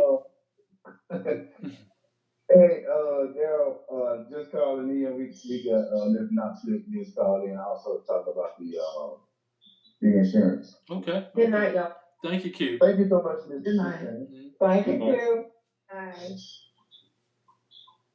Miss Knox. Well, it wasn't really about the insurance. I was piggybacking off of what Lisa Young was talking about with the hypertension, with high blood pressure, Yes, ma'am. and like it used to be a time where like only the elderly or the older people was diagnosed with hypertension, but now you have people in their early 20s been diagnosed with hypertension, and it's also called the silent killer because you could be walking around with it and don't even know you have it because sometimes you don't have any symptoms. I mean, I was diagnosed with hypertension when I was 24 years old. That's the main reason I said everybody who is 30 and over should at least be checking their blood pressure once a week. If they feel like they can't do it then, they should check it once a month. So that if it ever goes up to the point where they need to say, ask how long has it been that way, they may truly not know how long, but they will have some type of record. You know, I've seen a lot of people that and truthfully, when I go to the clinic, they have headaches. Oh, blood pressure will be up. I'm gonna take some apple cider vinegar. And you like, so you might want to do something other than take some apple cider. Like, I know that was an old wives' tale. You take an apple cider vinegar to go clean blood out and so forth and so on. But I don't necessarily think that that's the best way to do it. There's a lot of things people try to do to keep from going to a doctor. They're concerned about copays. They're concerned about the price of medical treatment. I know this. I hear folks talk about it. But also, the other thing that I just can't understand is every time you go up in there, they find something wrong with you. Which usually means something wrong with you when you go in there. So, just I think that we got to kind of get out of that type of mentality that when you go to the doctor that is something wrong with you and it's a death sentence. It don't have to be. They tell you what you need to do to rectify the problem. A lot of this stuff can be if you catch it early enough, you won't even have to get on meds. That's diabetes. That's hypertension. That's if you having some problems with your kidneys, that they have stuff that if you do what you're supposed to do, the doctor recommend you can quite possibly reverse it. It's just extremely difficult to reverse a whole lot of stuff when you've been doing it for so long and you don't want to change it. Speaking as a nurse, that's why I stated all that to begin with. That word just, I see it every day. I hear it every day. We as medical professionals say it sometimes. Doctors and nurses are sometimes the hardest patients. So we see it, we say it, and we try to tell people don't, and everything, I know a lot of times everybody wants to say, well, everything's all about black and everything's all about white. Well, we know what our history is with the healthcare field, but there are things that we have to listen to, take hold of, and be proactive about. We just have to. And the apple cider vinegar or the teaspoon of mustard, it may work if it's something where you got frightened and you've been checking your blood pressure regularly, and you can say, well, okay, I checked my blood pressure like this for however so long. I'm thinking it was because of this. But you can't just let that go You have to have a regular way of monitoring. Most African American women tend to have high blood pressure in from their mid to late 20s. Like so she was just saying 24, 24 to 20, but usually like 27, 28, 24. She said 24. She said 24. She said 24 years old. She was saying, like, that's why I say you need to check it. Everybody needs to be checking at 30. What I'm seeing as a nurse, people coming in their 20s. And when she said 24, I was like, see, a lot of times it's 27, 28, but it can be as early as 24. And a lot of that sometimes goes into what you're doing, what you're eating, your lack of mobility, sitting around, kind of just going to work maybe. And I go to work. I hear some people say, "Man, I move around, I go to work every day." But when you go to work, exactly how do you move? Do you get your heart rate up? Do you know what your exercise heart rate? Do you know what your exercise heart rate is? Do you know what it should be for you to burn calories? And you don't necessarily have to be exercise to burn calories. Everybody look at small people. Why are you exercising? Not for health. Maybe not to lose weight, but you're exercising for health. Everybody needs to exercise at least 30 minutes per day. Cardio for health.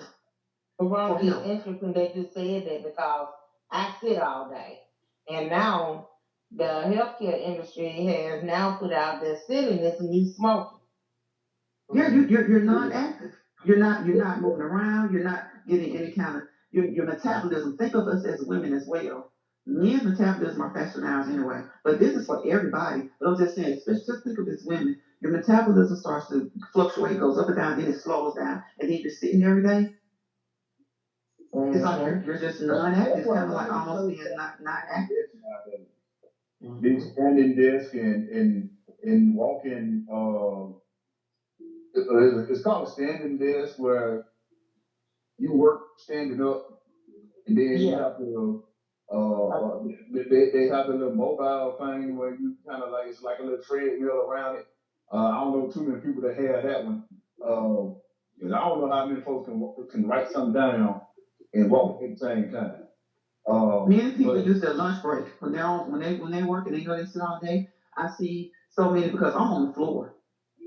And there are days where I'm in the office, but most times I'm on the floor. So people who are just kind of sitting, they're like, look, I got to get up, I got to move. And think about it, y'all. The longer you sit, usually you feel stiff. It's like, let me get up. So you feel stiff. So just moving your arms. If you're sitting watching TV, swing your legs. Don't let them hang because then that gravity pulls on. You get the hidden edema kind of at the bottom. Swing them when you're at work. Get up, stand up. If you have a desk job, stand up and walk around your office. It's just like if you stand all the time, that harms your legs too. Because especially if you're like these patients, you're just standing and standing. So standing and standing is harmful on your legs and backs. So you need to at least walk around and take some sitting breaks. But when you're sitting down all the time, you're really not really moving around doing anything but maybe your pencil or typing on your computer. So you need to get up every hour or so, just move around, fidget, stand up and stretch, walk around. On your lunch break, walk around the building. You know, in Japan, they do like if you work at any one of their little factories, and I know it's Japan, but you work at a factory or something in Japan, and they actually have it where everybody has to stop working, and they go and do like a physical thing. They go out there and do stretches and like jumping jacks and stuff like that. And everything, and most of their people are so much better. The United States is completely out is a nation of out of shape people. With Japan, they're usually more healthy, and their productivity levels are a whole lot better because they have a lot more energy. So it's interesting that you'll see stuff like that in other countries, and they don't try to implement some of that stuff here because most folks don't exercise when they get out of high school, and the only why they exercise while they're in high school is because it's part of the curriculum that requires them to do it. Yeah, we need to promote activity, just promote being active. Like I said, if you can't move around, just do what you can do. Move your arms, and you'll lose some of that stiffness. Hopefully, that's the goal. And then also always consult with your doctor before you take on a strenuous exercise regimen. But just walking, most doctors have no problem with you just walking around the block for 30 minutes. walking around your yard. You have a big yard, walk around your yard, walk around your house. Because like I said, you get stiff, flex, and stretch. Flex, stretch your joints, stretch. Even people who have arthritis feel better when they do that. And don't just think because somebody is skinny or small and muscular. Some people are tone is hereditary. They're just going to be toned. They look good. Some people just going to be small, even as they age and their metabolism gets small, gets slower. They're still small. But everybody, that's why they tried. That's why they started off in school. Everybody needs to exercise just for better health. Maybe if you have something going on and you go to the doctor, if you used to being active before you go, you recover. You quick to get back to being more active again. Mm-hmm. Yeah. And then also, like my daughter. In 2015, that they did a study on kids in middle school and elementary in Tennessee in predominantly white schools. And they found that the kids in the elementary school and middle school, like 6th and 7th grade, had hypertension. Some of them blood pressure levels were dangerously high. There were several children that had 200 plus, for us together, 200 plus, or it was up in the twos over 110 or 119. It was extremely, those kids were immediately rushed to the hospital. And to know that, yeah, it's not just 20-year-olds or the lowest age. They can be 12 and 10 and 9 and 13 with this going on. Hypertension is a very serious thing. I also found out that you could be excited. You could be at a football game and your team wins and you cheering it on. You could be in your living room and your team wins and you cheering it on. That raises your blood pressure. You can speak loud, raise your voice, and just be speaking positively, but speaking loud. That too will raise your blood pressure. Stress. It's not only fear. Yeah, definitely stress, but it's not only something you're afraid of that'll cause you to worry that'll raise your blood pressure. Stress can be planning a wedding. Stress can be good things. It can be exciting. It can be something exciting that's happening to you. Like I said, you cheering your son or daughter on, and they playing a sport or something, and you jumping up, screaming and hollering for them, and that raises your blood pressure. Having a conversation with somebody, like I said, it raises your blood pressure. A lot of ways you can get it down. You can take deep breaths. Deep breaths that you take can also lower your blood pressure if it's too high. I found that out, and that's scientifically and medically proven that you can do that.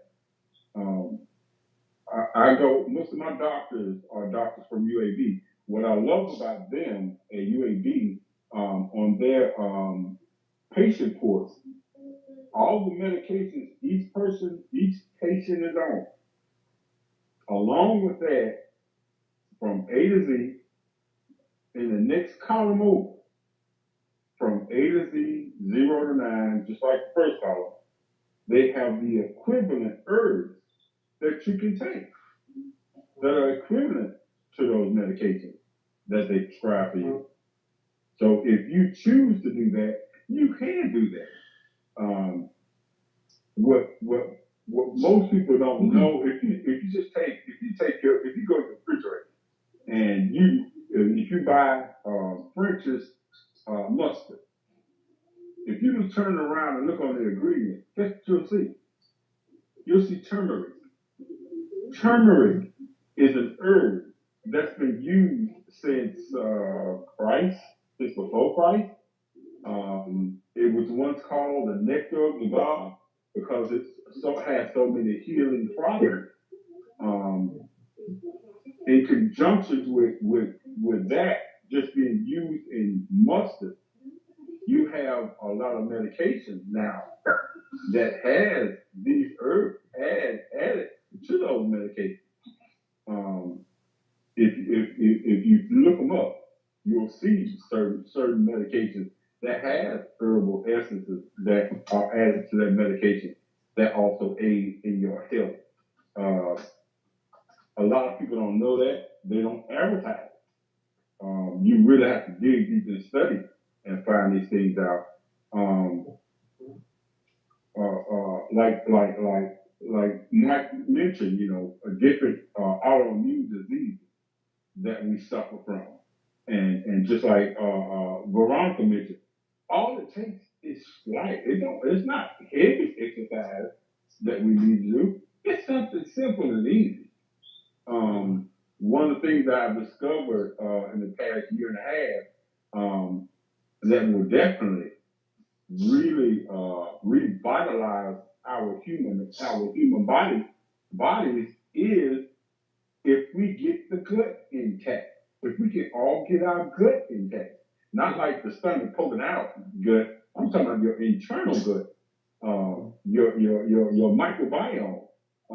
You get that in line, and you'll heal your body.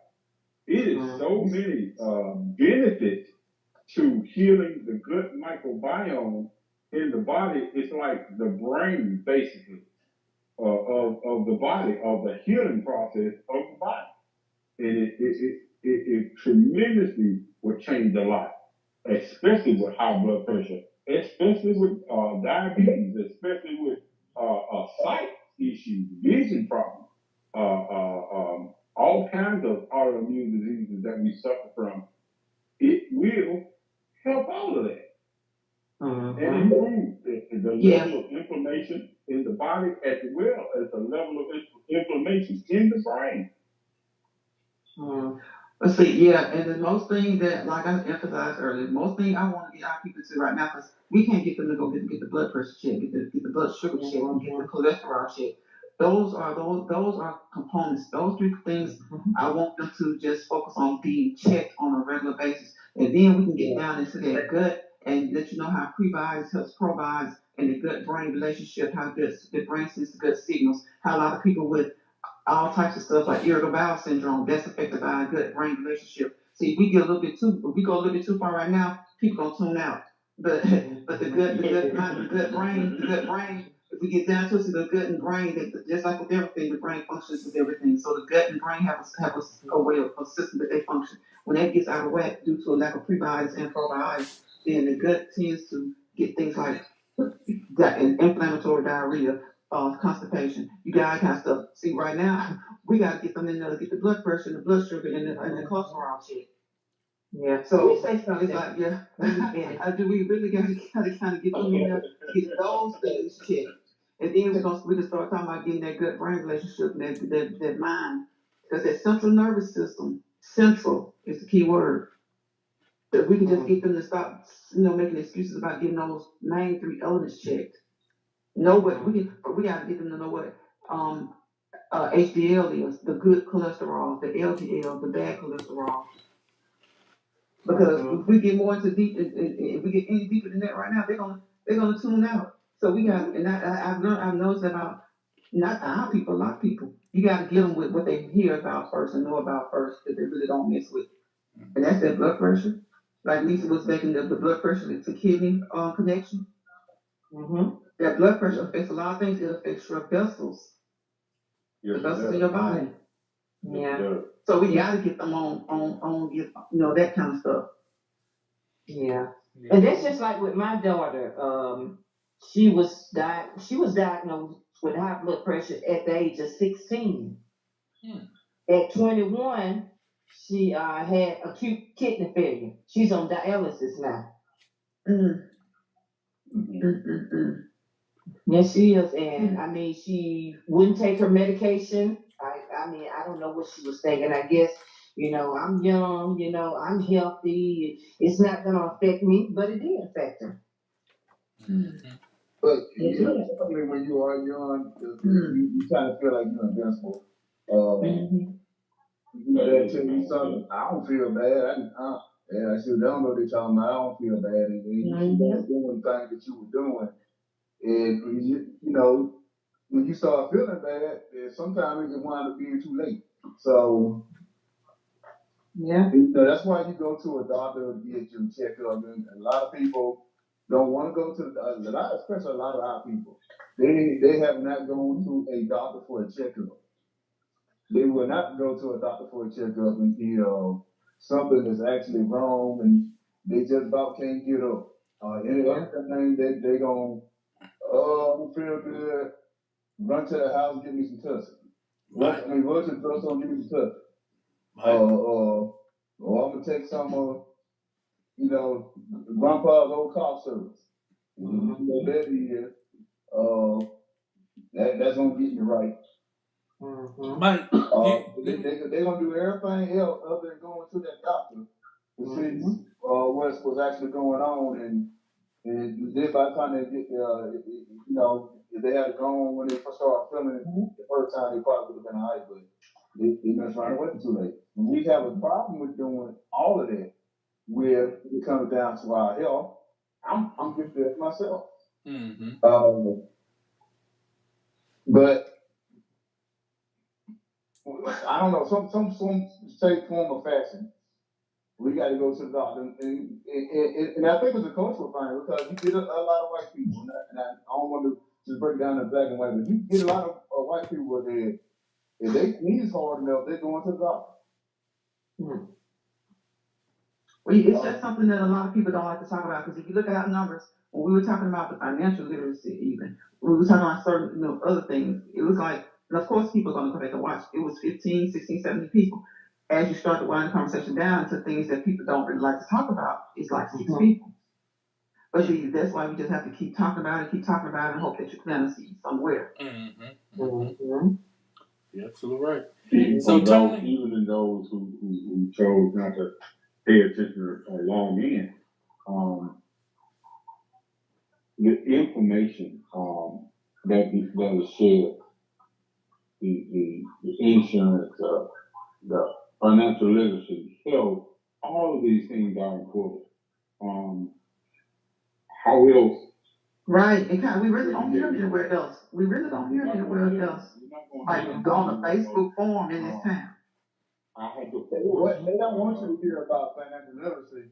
They don't want us to hear about financial literacy because, especially in this town, you got old money that want to continue to control everything in this town. If you become financially independent and start having your own stuff, you're not working for them anymore. Now, how are you making them money? But guess what, Mike? We don't even hear it amongst our own people. We have very intelligent people. And see, Darryl on this show tonight, we have African Americans. Everybody new on here. Very, very intelligent people. So sometimes you have to, as far as like Lisa was saying, she loves you. Sometimes you have to financially literate yourself. With those in our community who specialize in that. Have to, hey, come be on this show. Come talk about it. A lot of times people like to talk about stuff, especially things that they specialize in. Yes. So sometimes we have to have the shows ourselves because, like Mike said, some certain people don't want you to be financially literate. But when you have those in your community who are, then let them allow them to educate others, and that's what Darryl does. Yeah, and then also say something about life insurance. Like a lot of people, I've noticed, trying to get them to purchase a life insurance policy. Well, I have it on my job. Okay, if you lose that job, you're no longer gonna have it. And I mean, they don't know that. And another thing about insurance, also, Tony, is will they need to know? Okay, your job might have just a $10,000 insurance policy. Will $10,000 take care of your family after you're gone, or will $10,000 barely just put you in the ground and your family suffer from that point on? Yeah. So see, that's what a lot of them do. They just get enough, to bury them. Unlike, white people, they get, $500,000 policy where when a loved one dies, they can pay their homes off. They can send their children just to college. Mm-hmm. They can pay off credit card bills. Mm-hmm. I mean, debt free. Everything that person loves. Everything Yes. that person loves. So there won't be another transfer from debt. Because just because the person died, that doesn't mean their debt died. And they quick to be willing to transfer their debt to a living relative. One of the things I've been looking into as far as insurance is concerned was IUL. And I've really been trying to get in touch with someone who knows about those.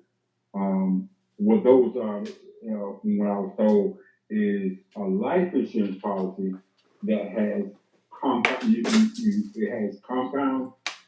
interest on the life insurance. So whatever amount you have in that life insurance policy, it'll pay between $9 and $12 per dollar that insurance policy is worth, whatever you have put in it already. So, say for instance, you put $28,000 in that life insurance in the IUL, and you leave it in there for the next 20, maybe 30 years. Say 20 years. 20 years from now, 20 years from now, you would that would with compound interest that would turn that 28,000 into well over $250,000. Let's just say you put it in for 30. It's a little over $500,000. So IUL is what I was told that the rich been using for years. So they'll take $500,000 and put it in there and leave it. So come 20, 30 years later, they're looking at, another extra $20 million or extra $30 million off that 500,000. And like I said, you can borrow against it. You advantage to it. You can borrow against it. You can pay for your kids' college. You can buy a house. You can buy a car. All that, and you still be paying that price for it. That whatever it's cost to have it, but it's building compound interest on it as well. Yeah. So it's forever growing. Tony, what company is you with? Hello? Tony. Yes. Is Tony still on with us? Tony Knox? I'm here. Okay. What company are you with? What insurance agency? Oh, it's with Country Financial, the Ken Broughton agency. Okay. It's like right in between Dirt Cheap and Advance America off of Skyline. Okay. Well, we're glad to, let y'all come in and do a presentation to our listeners and viewers, and also we'll reach out to others. Also, I just believe in everybody getting the opportunity. So hey, looking forward to it, and going from there. Hold on one second. So we there's no tomorrow. Okay, sounds good. Sounds good. We got another caller with us, Miss Deborah Minor. How are you? Hey there, how you doing? Great. Happy belated 4th of July to you and your family. Oh, same to you, and belated birthday too. I missed out on that. Yeah. They gave me a big cake and everything. Oh, wow. Big dog. Listen, I want you to call in. You got a great show. I love the information on health that Veronica and the gentleman is giving, and he is exactly right. Information will tear you apart. Mm-hmm. And for as the blood pressure and that sort of thing, Veronica is, as a nurse, she's correct. Mm-hmm. Blood pressure works on every part of your body. And I just had someone going through a condition, a serious condition. And after I get through researching that sort of thing, it's more connection than you think. So it's very important, and especially for black people, because black people usually, or African American people usually have to take more than one or two blood pressure medicine to get it under control. So I would think exercise and diet, cut down on the salt, cut down on the pork, will also help. But I want to make a comment on insurance. Mm-hmm. I always said that if we put our boys, I don't care if they're 16, 22, young black men in life insurance, we can get a hold on this police shit. Because after we get through wearing these insurance companies out, they're going to scream and get control of this brutality. Like this boy was shot 60 times. They shot 90 bullets, but 60 bullets hit him the other day. So I'm thinking, hey, if we put these kids in some life insurance, I don't care what it is, temporary or whatever, we can halt some of this police violence that's going toward our kids, because they will start to scream because they're paying out so much money. And when you squeeze a company, they're going to holler and they're going to make some noise, and then things would happen. But I also want to say about retirement. Daryl, if you might now, if y'all can get people to speak on your retirement, because you can decrease your retirement. Maybe, I don't know however much you would have to ask your retirement agents or just whomever, or the state or whomever. How does that work? You can reduce your retirement just by a little, and donate, not really donate, and stipulate that you want it to go to your children. And your children, when you die, will get your retirement for the rest of their lives. So that's another way. That's one way we can increase generation wealth. We know about the insurance and what people do to leave their kids this money. There are many ways you can leave your kids. So I'm saying, if you're retiring, getting ready to retire, check into that, because you want to leave your children money. You want to leave them a little better than you when you grew up. So the thing about it, check into it, see if you can just scrape a little bit off the top of your retirement, because the little bit, we're going to throw it away anyway. So if you can scrape off just a little bit off your retirement, your monthly benefit, you can stipulate it to go to your child or your children, and they'll be set with that money for the rest of your life, no matter how much it is. It'd be $500, $12,000 a month, anything. They can get that money for the rest of their lives. So I just wanted to make that comment, and it's a great show. I'm enjoying it. Thank you. Thank you, thank you, thank you. Once again, we got to get those back on.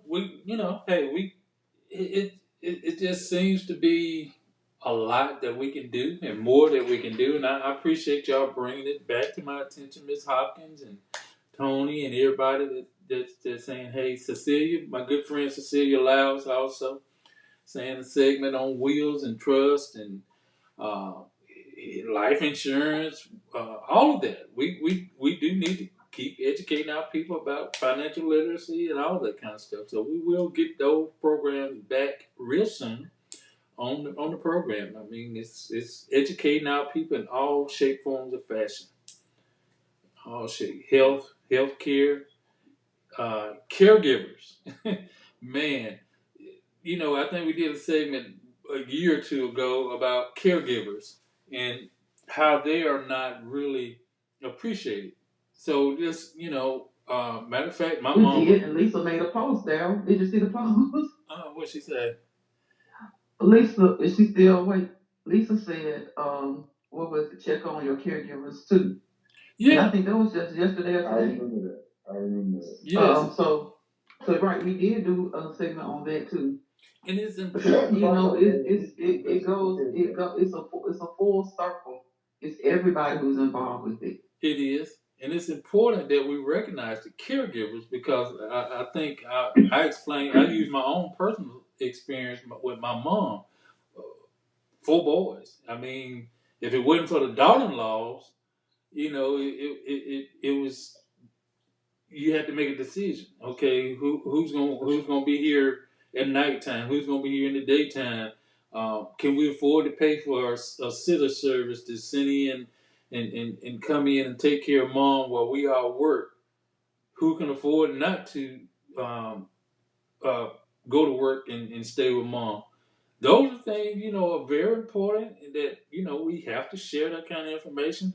There's organizations and companies that offer services that we need to share and let people know about it because there again, we all gonna be old one day. Hopefully, our children won't have to be the caregivers and make the sacrifice and put us in a nursing home or whatever it might be. But at the same time, it got to be talked about. Those things got to be talked about, and we need to, make sure they understand that.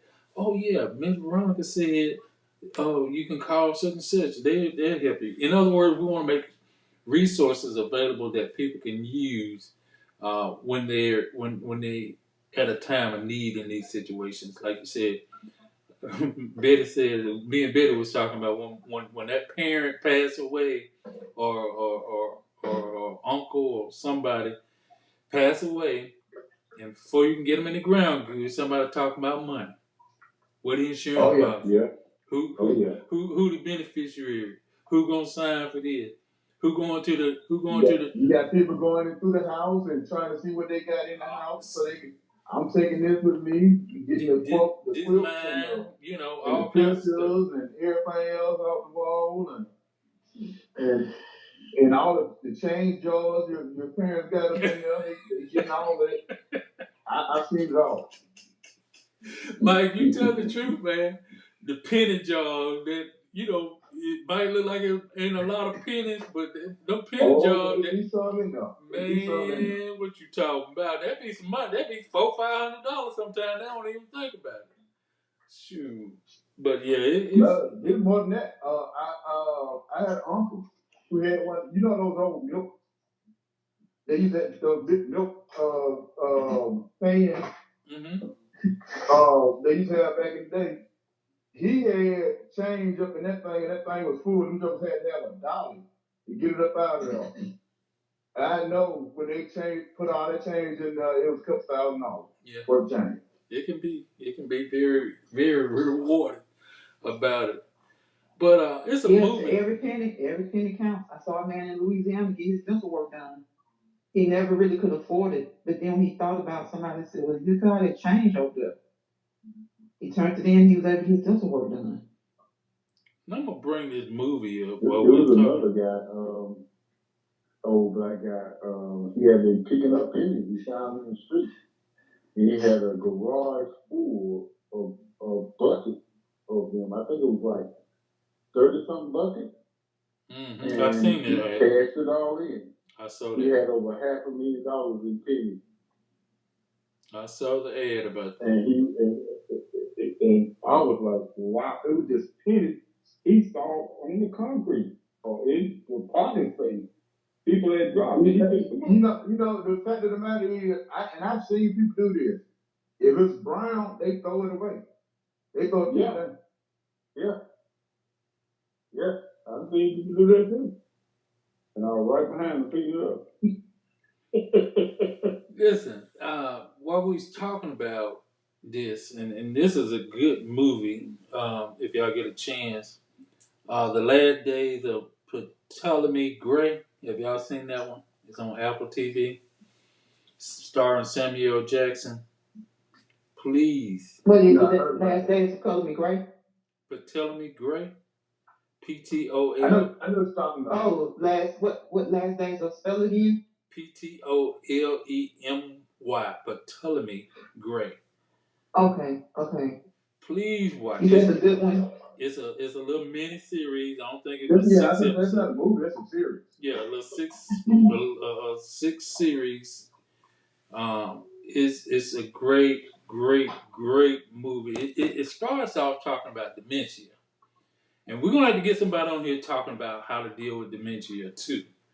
So we need our healthcare people to step up our game. We need our we talked last week with Miss Anita Foster, who was giving us information about benefits of the veterans that a lot of veterans not aware of or is aware of that's available. So, Mike, I want you to on your time, let's try to itinerate these particular people to come in for us. Someone from the VA, somebody from real estate, somebody from life insurance. We got Tony gonna let us know something about life insurance, but we can also look out to another insurance agent. Also, I don't want to just feel compound to one company. Um, but yes, we got to start back and keeping our people more informed about what's going on, as well as of course, crime is taking place. But we also got to learn how to take care of our own self. I guess you can say our own life expectancies information.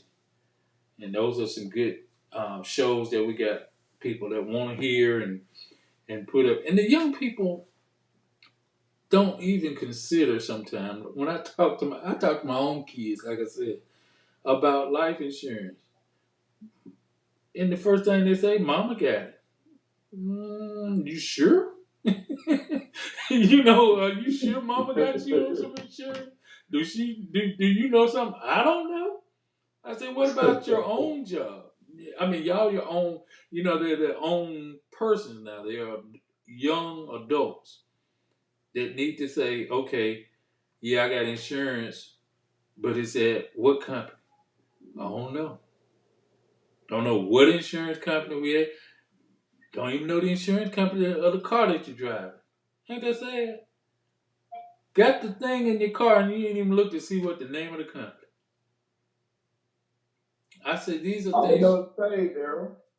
I said these are things you need to know. These are things you need to know right offhand. I mean, you can get a ticket if you don't know if you got insurance or not until you can prove it. Well, my daddy paid or my mama paid. No, you need to know. Oh, we got insurance with Allstate. My life insurance is with XYZ. I say these are the responsibilities of a young person. Now you have to mature and know these things. You need to know your own social security number. You don't need to be looking on a card. Oh, hold on. No, you got to know these. You got to know your social security number, your driver license number. What if you left your driver license on the dresser one day, get pulled over? At least you can quote and say, "Oh, I know my driver license number." And they never thought about it. I mean, like I said, I'm using my own kids for example. They never thought that that number on that driver's license was a important factor. It it relates to you. If you get pulled over and you don't have a license, well, at least you can say, "I know my driver license number." They can run it and verify that you at least have driver license. And if you were speeding, at least you won't get a speeding in no driver license. These are just things we need to share more and more and more to our young people. So we can get ready for that. Before these last few minutes, before we get ready to go, we want to say a special prayer for all the families up in Chicago, up in Highland Park. Is it Highland Park or Highland? Highland Park. Highland Park, Chicago. Mike and I got the video that you sent me, and those of you that probably have seen it by now, I think it's the same one that they're showing. Who needs a caliber weapon of that nature for any personal use at all? Paka, paka, paka, paka, paka, paka. I mean, who needs that? And what? I mean, you wasn't shooting at animals or dinosaurs. You were shooting at human beings with children. Now let's put this in perspective. Let's put this in perspective. Go ahead. He was on the building, shooting down on people. It was found that he emptied, they were saying so far today, 70 rounds. Okay, 7 people have passed away. Okay, Jalen Walker, 60 wounds.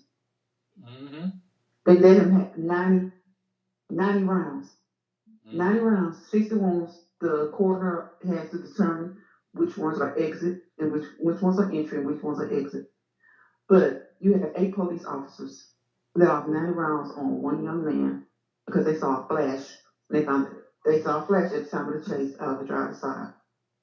When they went back to look, they found the case. They said that he ran, and when he turned, I guess he had to stand so that he says if he was going to shoot. Okay, people can run, turn around, and that they're going to shoot. But did it take 90 rounds? This young man that committed this mass murder unleashed 70. But you have police officers in Akron, Ohio, who decided to unleash 90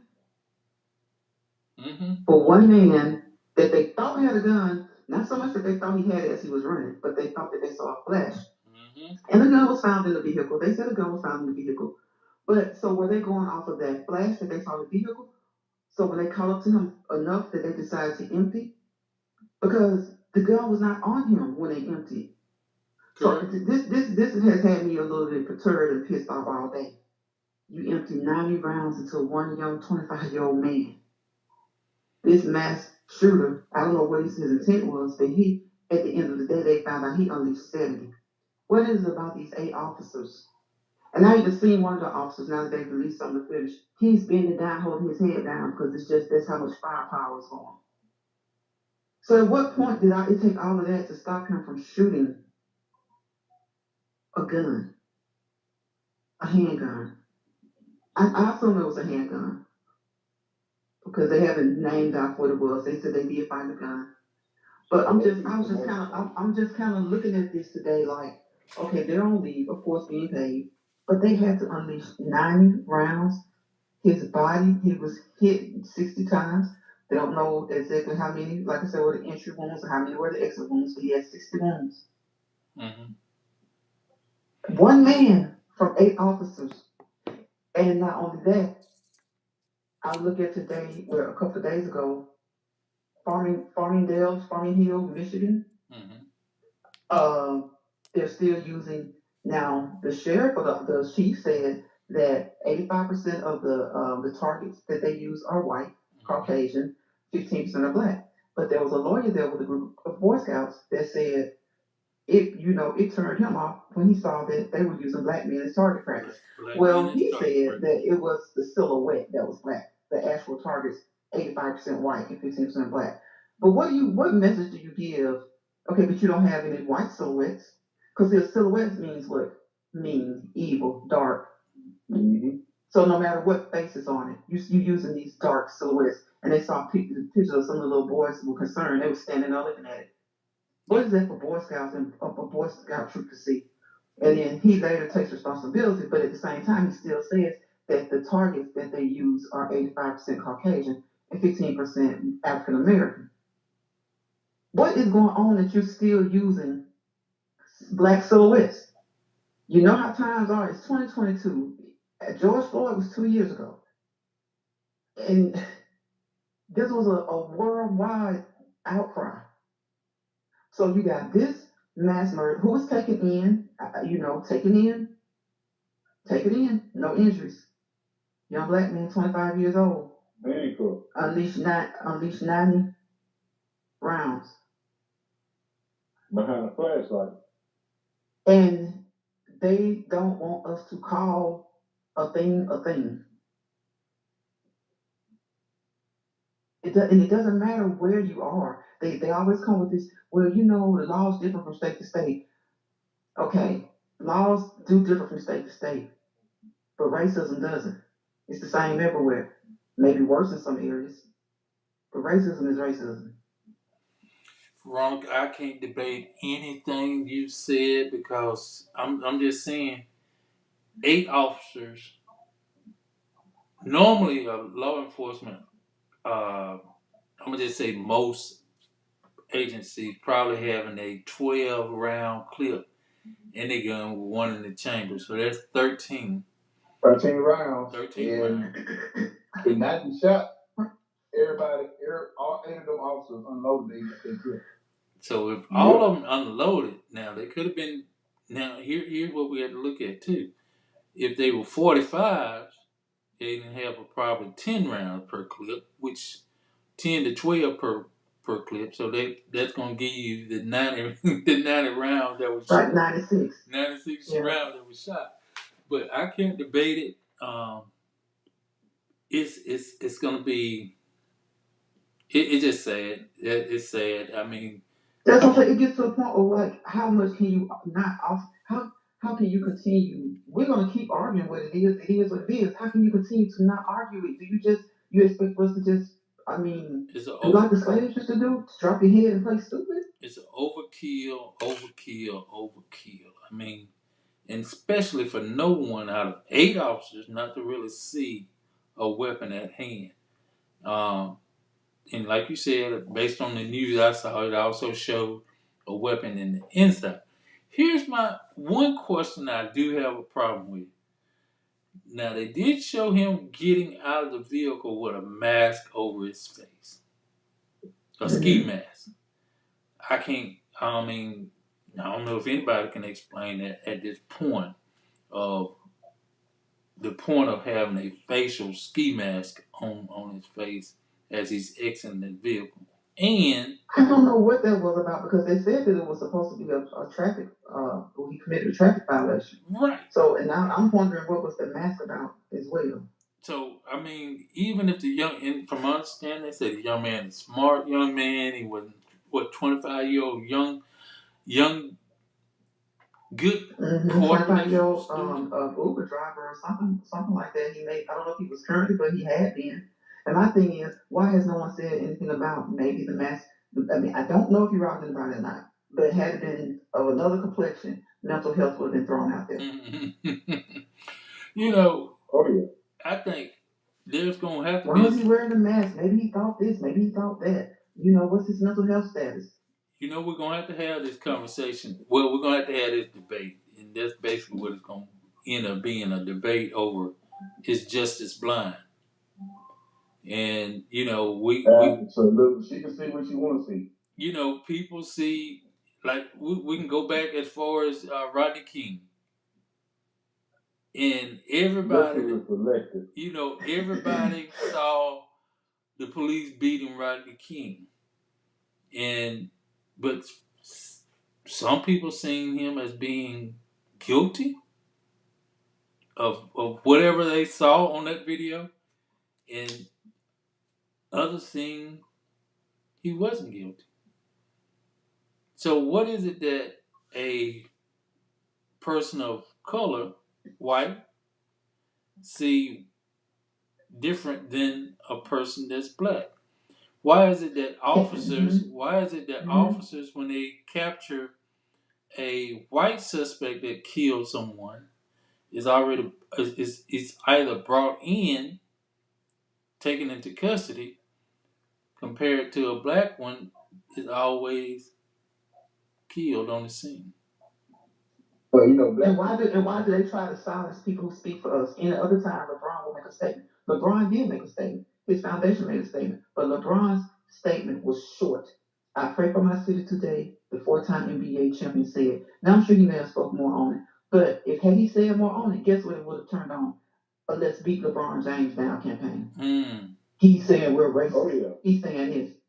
And his foundation says Africa is our home and it is our daily work to build and bring people together in positive and peaceful ways, which is what we will support today and always. It starts with justice and accountability first and continues with love, family, come together to create change. See, they don't even want you to speak on things being what they are, but they can sit around and say they're not going to let you say homosexuality in the schools. They're not going to let you even wear LGBTQ colors. They're not going to teach you that racism was this. They're going to teach you that it was something else stupid instead of it was being what it was.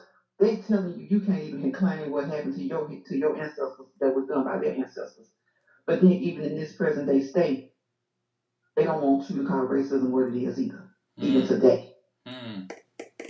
And taking your rights away. taking your rights away as human beings is coming. It's more to come. It's gonna be more than just Roe versus Wade that's gonna be affected. And that's why people are so upset. Oh yeah, it's gonna be way more. Speaking of Roe versus Wade, the uptick in males calling to have vasectomies has more than tripled since they then came down with that. So did they actually stop what they wanted to stop? No.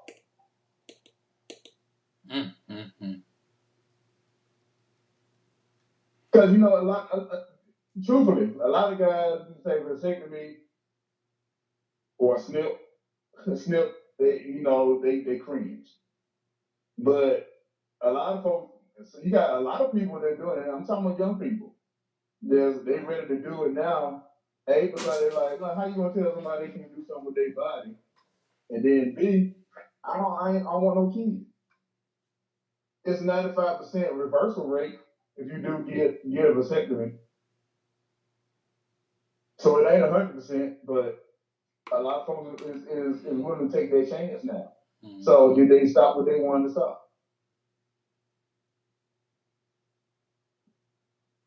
For a young person, I think it'll be a drastic measure because I know you ain't gonna abstain, but you can put a condom on.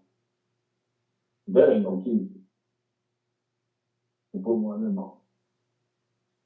But you talking about today's young male? No, they're not gonna want to do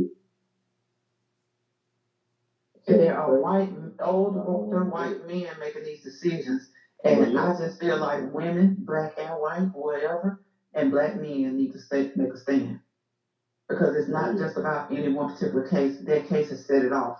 It's about your rights. The Supreme Court has basically Clarence Thomas, through he's the mouthpiece, has stated what they want to do. So my thing is, you have three checks and balances. Okay. The legislature, the judicial, and the executive branch. But it seems like right now the judicial branch, being headed by the Supreme Court, has trumped both of those. Because there's checks and balances to keep each other in check. So right now it seems like they have the most power. Even though legislation can be created, legislation can create another Roe versus Wade. They can reinstate it basically, but it takes legislation. And look who we have leading legislation right now. We need to vote. We need to keep Warnock's seat in Georgia, and we need to flip to Republican seats. So if this Senate can get something passed, because the House does better than the Senate. The House has done some things. Even with gun, they pass gun legislation, sits in the Senate and dies. We need to flip that Senate. It still all comes down to voting. And right now, the way they're doing it, they're gonna steal that. Because the few Republicans that did stand for something over there in Georgia and allowed Georgia to turn blue, which was legal, which it happened legally, had it not happened, it would have been illegal because what Trump was doing was illegal. And there are a lot of Republicans who stand for everything that he does illegally. Mm-hmm. So you have a few Republicans who put their reputation amongst their party on the line to stand for what's right. Liz Cheney probably going to lose her seat because she stands for what's right. Dick Cheney's daughter, one of the most well-known vice presidents, Republican presidents ever, to a Bush, his daughter may lose her seat. So we have to do, to me, it needs to be three. At minimum, two need to flip. Because a lot of times we got these two Democrats that for some reason that are Democrat in name only, they flip over there so Kamala can't even break a tie. We need to keep what we have and at least flip 2 to 3 seats. Mm-hmm. Which states have the potential to do that? I don't know, but I know Alabama's not going to do it. So we definitely need to help who we can help that's close. Georgia, if they can keep Herschel Walker out of back home in Georgia and keep sending one off up there to DC, that's great. And after all that little stuff came out about his personal stuff, it's funny how Herschel Walker they say he don't take care of his kids, right? Mm. Okay. Well, Trump and all these other ones, you got folks, Matt Gaetz, representatives, talking about they mess with underage women and this kind of stuff. It's slowly going to the wayside. And they're keeping their positions. But Herschel Walker, that's why I tell a lot of these black Republicans, keep thinking you're a Republican if you want to. When it came out that he was not taking care of maybe 2 of his kids, he went from being tied 48-48 with one off to being 10 points behind. Real quick. Got to vote. If you can't do it for your state, help the next state that can flip through. And truthfully, Alabama, y'all keep let them keep telling y'all that white people outrank y'all or how. Listen, if all the black people were to go out and vote right now, you be shocked at everybody in Alabama. Cabot don't have to be the governor. You're You know, absolutely right. we can have two new sons in Alabama if we go out and vote. Got to get out and vote, y'all. We got to get And out a and new vote. governor. Got to get out and vote. Got to give Flowers an opportunity. And the young man or the man that's running for senator against Kate Britt. I mean, I'm not I'm not sold on Kate Britt or whatever her name. So I'm sorry. I mean, I wouldn't. I know they got the money. Not one Republican has had anything that is anything other than I stand with Trump. We gonna build a wall. We gonna we not gonna kill our babies. And we not gonna have no critical race theory. So that thing's telling me that anything that goes against anybody else, your agenda, you ain't trying to use. Mm-hmm.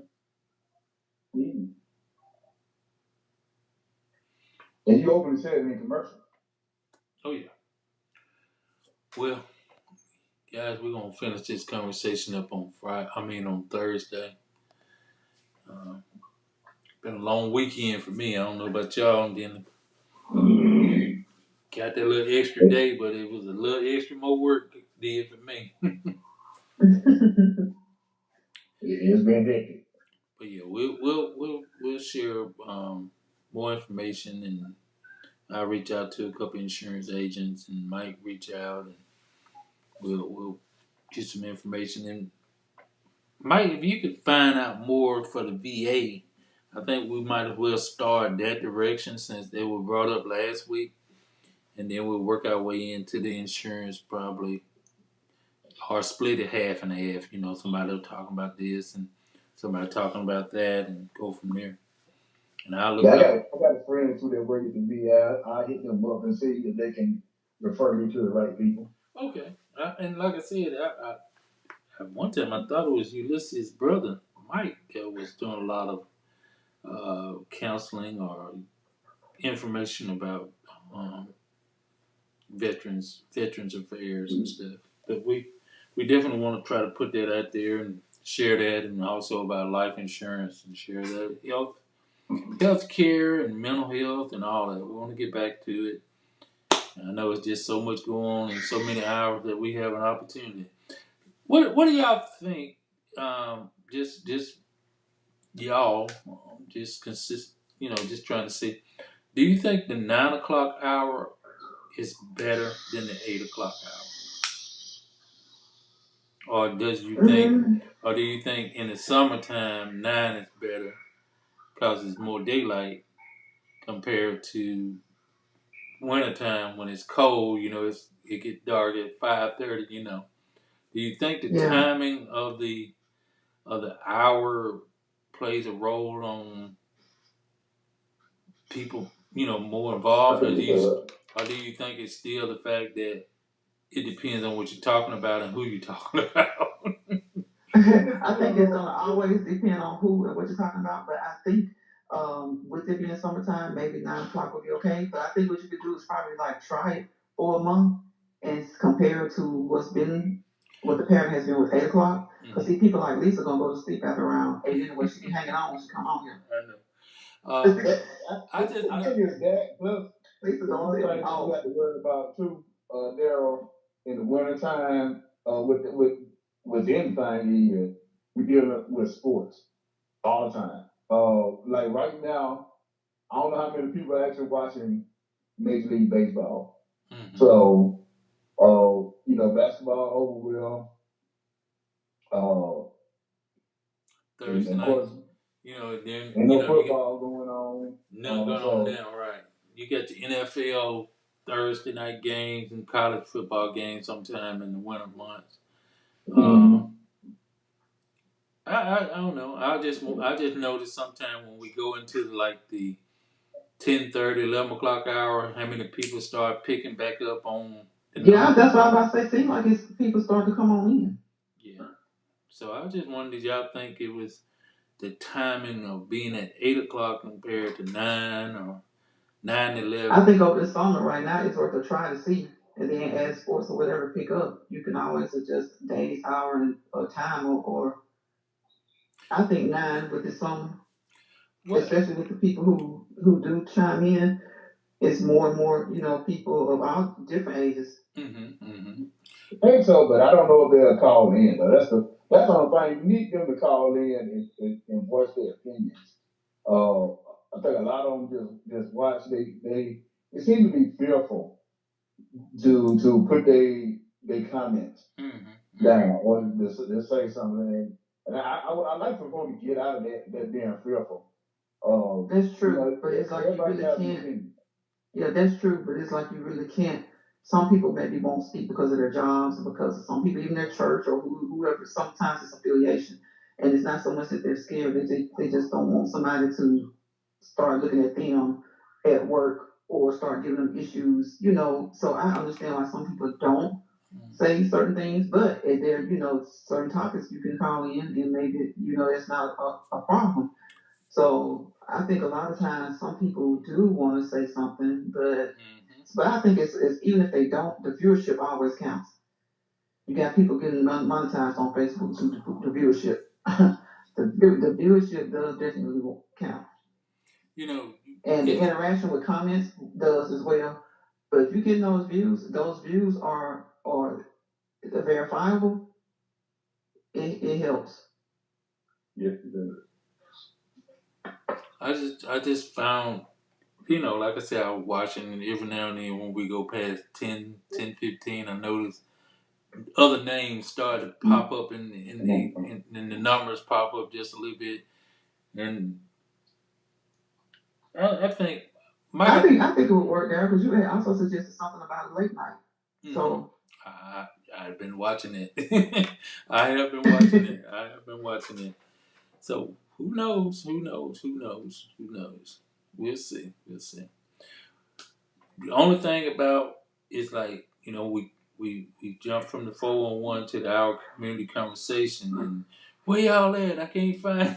And then you change the time on them. I said, oh man, you change the time on them, you might lose the concentration too. But we'll see. We'll see. We'll see. I just of course we can have some long conversations now, so we'll see. Probably just talking to get tired like I am now. Let's see. Right, we have a good conversation. Somebody made somebody made a comment. Let It me was a see. good time for a convo. Very interesting topic. That was talking.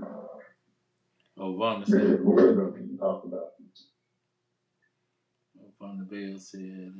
Joseph Eatman. He jumped on. We're gonna get Mr. Eatman in here with him. Like Harrison Taylor checked in with us tonight. Johnny Jackson, we're good friends. CC Craig. Donald. I didn't even get a chance to look at all the people that chimed in tonight. We'll invite them to come back in. And one thing I don't have is like I normally, I guess my workload and picked up a little bit more at work. I used to have time to try to tag like 100 people to share it. You know what I'm saying? And now it's like, Derek, you ain't got time to do that. You go, your job be like, hey, you got to get on the job. You can't be on Facebook tagging folks. Talking about watch your show at night. You get paid, so. I understood. I said, hey, I gotta be more watchful of what I'm doing, when I'm doing it, like my lunch break. Normally if I can do it during my lunch break, it's fine. And a lot of times people, keep up with it that way. So I'm a seek and I start redoing it during my lunch break, putting the word out, tagging folks. I mean, I used to tag people all in Chicago, Illinois, and Cincinnati, and different places. And, they would chime in just to see what we're talking about. So I got to get back to during my lunch break, hitting those 100 people. I think that helped also. So once again, we're going to end it tonight, and we'll talk to people and remind them about what's going on Thursday. We'll talk Thursday. We're gonna talk Thursday. I'm gonna give y'all a little hint. We're gonna talk religion a little bit on Thursday. I know. Is it a guest on Thursday? No guess. It's just gonna be our personal opinion. I might have a guest call in, but we're gonna talk a little bit about religion, just a little bit. Just a little bit. I'm gonna just let that be that idea of what we're talking about. We're gonna talk religion, and I know we're gonna step on a few folks' toes. I already know it, but we got to. Somebody got to talk about it. We got to talk That's about right. it. We got to talk about it. I mean, our young people don't understand these days, so we got to talk about it, or at least mention it. How about that? Sound like a plan. All right. So we'll see y'all on Thursday, 8:00, and hopefully everybody have a great couple of days off, and we'll talk on Thursday evening. That's right. Hey, thanks everybody for calling in. All our guests for calling in, telling us about their events. Don't forget about the play that's going on August the 20th. Mm-hmm. Friday we got the Friday night. I'm sorry. What's the name of it again? There, Friday Night Live. Yeah, Friday Night Live for the kids 6 to 17, ages 6 to 17. So yeah, 6 to 17. Mm-hmm.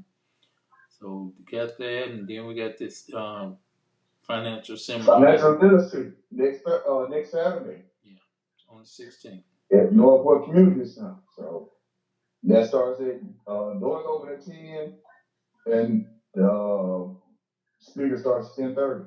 Yeah, absolutely free. All these are free. All these. The play. Not the is play, 15 in advance, and I think 20 at the door. Mm-hmm. The day of the show is 20, I think she said.